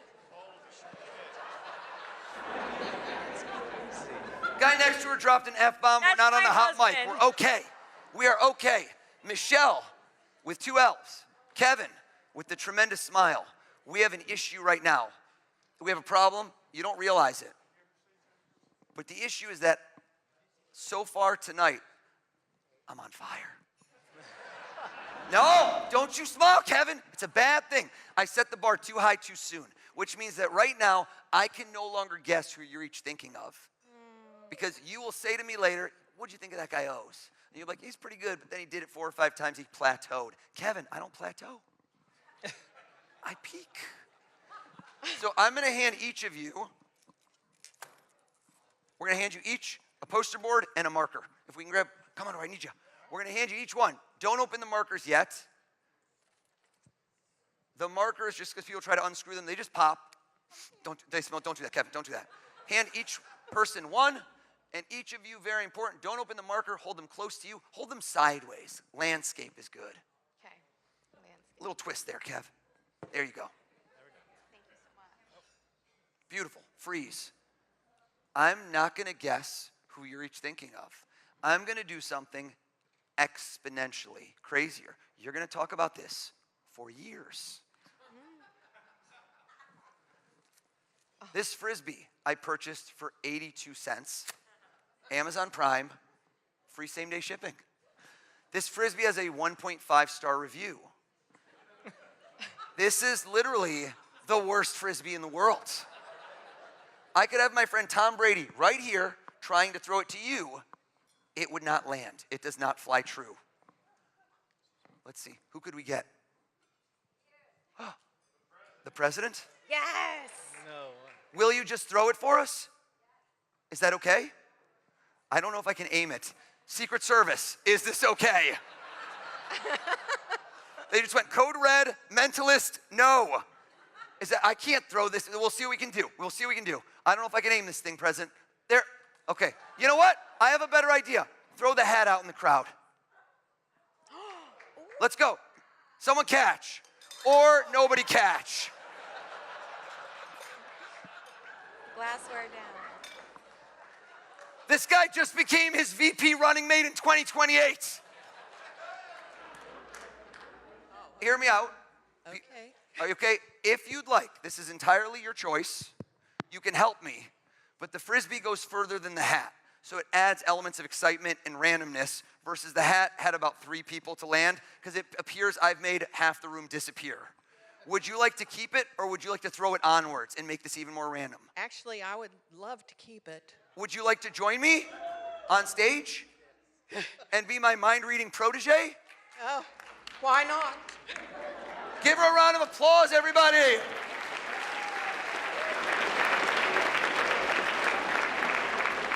I'm going to stand you right here. We're going to bring you a microphone. Tell us all your name. My name is Diane Williams. Diane Williams, have you and I ever spoken a word in our life? No, never. Diane Williams, go ahead and read their minds. How crazy would that have been? Are you kidding me right now? Diane Williams, we need to get into the zone, okay? No. Not really yoga style. I want you to give me your best mind-reading pose. Bring the hands up here. That's pretty good. That's more, okay, that's more, it's sunny out. Let's hit them, yeah, there we go. Diane Williams, here's what I'm gonna do for you. I'm going to assist you. Look at me. I'm going to have you picture a crystal ball in my hands. There is not really a crystal ball. You are going to look down into my hands, and I want you to look through that crystal ball, down into my hands, and I want you to nod your head if you are seeing clear as day. 2 people, or pretending. Can you see them? Is that a yes? You're really playing this up. And keep your eyes closed. Oh, okay. And I want you to repeat over and over in your head who you just saw, over and over in your head. Do you see 2 people? Could you see those 2 people? Close your eyes, Diane Williams. Close your eyes. Kevin, Michelle, uncap your marker. Keep your eyes closed, Diane Williams. I want you to write down your person's first and last name or their name as big as you can. As big as you can, please. Maximize the space on there. The person you picked, write their name as big as you can. Are you done, Michelle? Yes.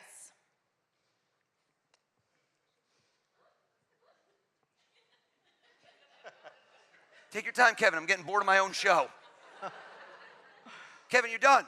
Done. Man, wake up. Come back to the light.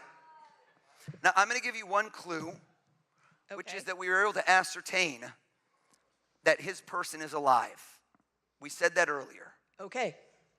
So I want you not just to look into that beautiful smile, but look into his eyes. See the reflection across from him and tell him who is the person he is sitting down to dinner with. The person is alive. Who is it? Michael Jordan. Michael Jordan. Stop. Oh my God. Stop. Folks, are you alive in this room right now?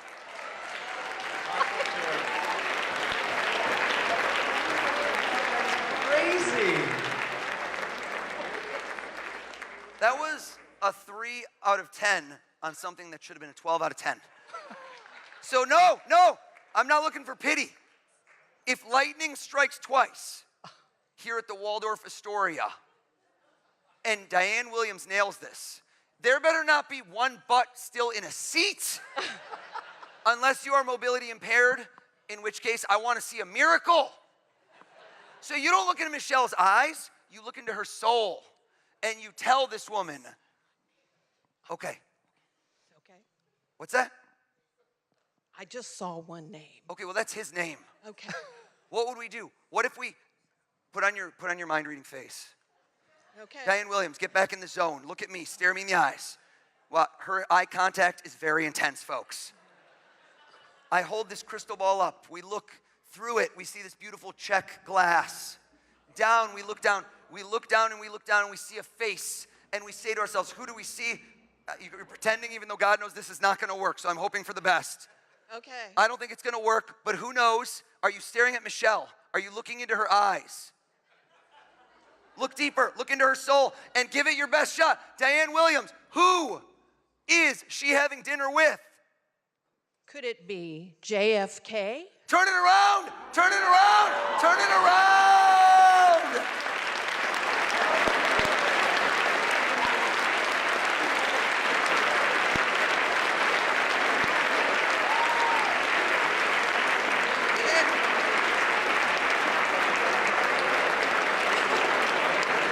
Have a seat, have a seat.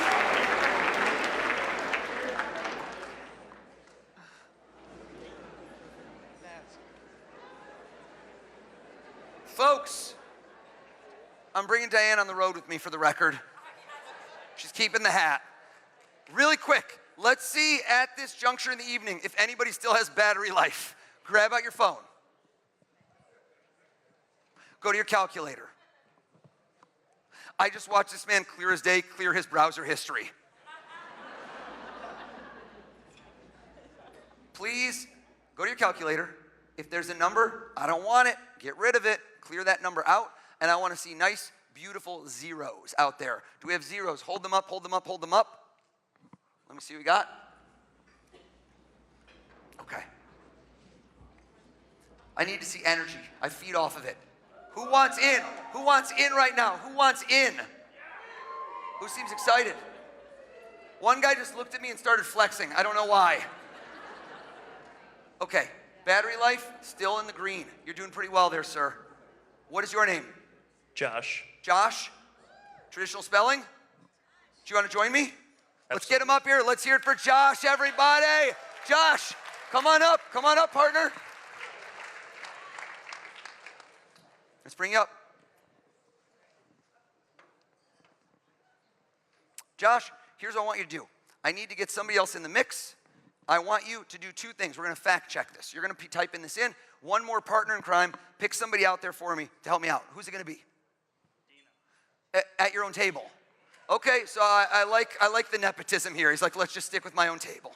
Dina, do you have your phone as well? I do, yeah. Stand up. Dina has no cover, just living dangerous over there. This trick is about to be called Apple Care. Dina, should we swap? Josh, come with me. Dina, I'm going to bring you in as well. Dina, since I didn't get to throw a Frisbee, are you have your calculator open? Yes. Please open it up. What do we have? Is this an amortization calculator? She's doing my mortgage calculations is what I'm seeing. Okay, I'm sorry. It's okay. I don't know what this one is. I can't do, this is like the buttons are too small. I can't see anything. I'm so sorry. I got to use someone else because I can't see. Put the brightness up. Grab yours. This one's big even though you're at 7% battery. I love it. Dina, give us a number and we're going to go on stage. Come with me, Josh. Give us a number and I want you to do this. I want you to give us a birthday. Come with me. You know what? Join me. We'll bring you up. Josh, you're going to be on deck. Josh, sit down. This gentleman, come with me. Oh, wait. I need you. Yeah.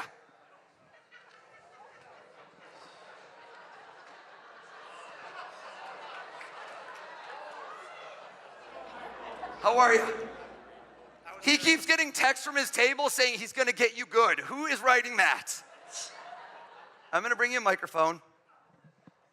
I'd like you to stand here. Dina and Josh, you each get to help me. Dina, tell me the birthday of somebody you care about deeply. So take a moment with it. Tell us the birthday of someone you care about deeply. Go ahead.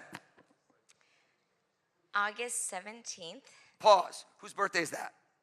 My husband. Everyone go, oh, good choice. I don't want to touch anything. Put in 817, please. 8, slow. 817. Freeze right there. Okay, have a seat. Thank you, Dina. In honor of Dina picking her spouse, which is a common choice, raise your hand if you are married as well. Okay, most of the room. I need to know why that woman just did this. Did anyone see that? That was a very strange reaction to a relatively binary question. That was a real-time Facebook status. It's complicated. Dina loved that joke. Let's go over to someone new that has not helped me yet. How about right over here? I'm going to go to the gentleman right next to Steve, who I loved earlier, who thought of Bora Bora. That was too obvious, Steve. Make it tough next time. Let's go to that gentleman in the green who felt so slighted. What is your name? Arden. Arden? Arden. That's correct. Arden, quick, what's your wedding anniversary? May 26th. What was it? May 26th. Do times 526, but don't do equal yet. I'm doing the math. August 17th times May 26th. Kidding, I don't know. Michelle thought I could do anything after John Fitzgerald Kennedy. You get to instill a little bit of yourself in this. Do you have a lucky number or something special to you? You do? 1 digit or 2 digits? 1 digit? Bring it close to the heart. That's your heart, yeah. We're not there yet. We're not there yet. And I want you to hit plus and hold it close to you and put in your lucky number. And then walk out into this crowd to somebody that you do not know. Is that possible? You seem a social butterfly. And I want to lock eyes. Look at me, sir. Look at me, sir. 500 times 1,000 is 500 G's. I'm a capitalist. I want 2 commas. I want a 3rd comma. I want millions. What's your name? Colin. Colin? Colin? 1 L or 2? 1. All right, Michelle's not happy. Some of you, your memory is not as good. You don't know why that callback was funny. That's okay. Colin, 3-digit number between 100 and 500. Don't do 1, 2, 3. You're better than that, Colin. You're better than that. You got a number? Yes, sir. I didn't like it. Change. Okay. There it is. There it is. Whisper with no microphone into his ear your 3-digit number. Everybody make ambient ocean noises. Whoa. Did you hear what he said? We're going to get the microphone right there. Right there. Have a seat for me, Colin. Please type in, this gentleman, please type in a times and put in Colin's 3 digits. You did it. Colin, have a seat. Wonderful. Did you hit equals? Not yet. Please. All right. Got to be over 30 mil. It's got to be over 30 million. Is it over 30 million? It is. Okay, I thought that was lightly impressive, but no, it's okay. I don't need the pity applause. Thank you, though, Bobby. Thank you. I'm ready. I'm ready for you. Oh, yeah, I'm not Rain Man. What do we get? That's what calculate, yeah. Read the number? Yeah. All right. 53 million. Hold up. 53 million. 670,000. 600. Oh, I didn't leave enough room. Okay, I'm gonna wrap around. 53,670,000. 682. $682. Bam. Have a seat. Give them a big round of applause. All my helpers. Dina, Josh, way to fact check. I appreciate you. Did you hear me say dollars?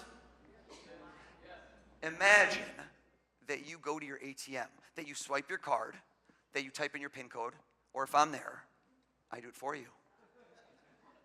And suddenly, in your checking account balance, $53,670,682. How would you react? Let me see some faces. Okay, I like how some of you didn't hear the key word, checking account. This is not an interest-bearing account. I like how one guy swore under his breath, like tariffs.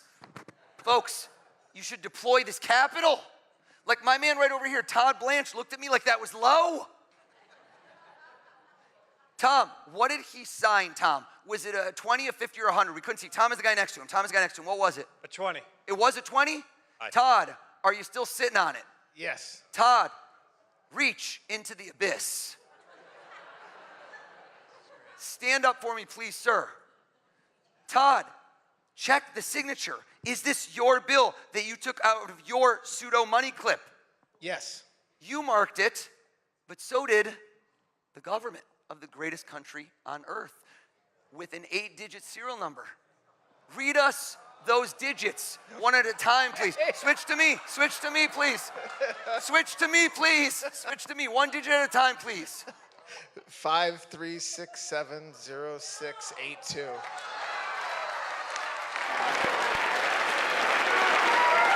Thank you very much, everybody!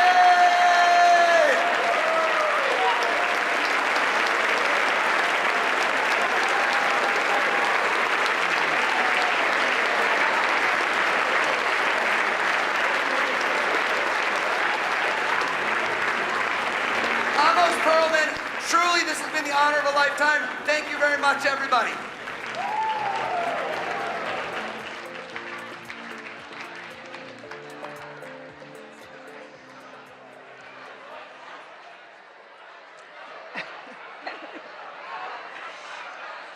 Wow.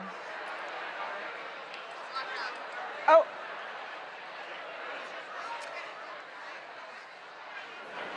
Everyone, thank you for a memorable night. Thank you, Mr. President, for coming to our dinner.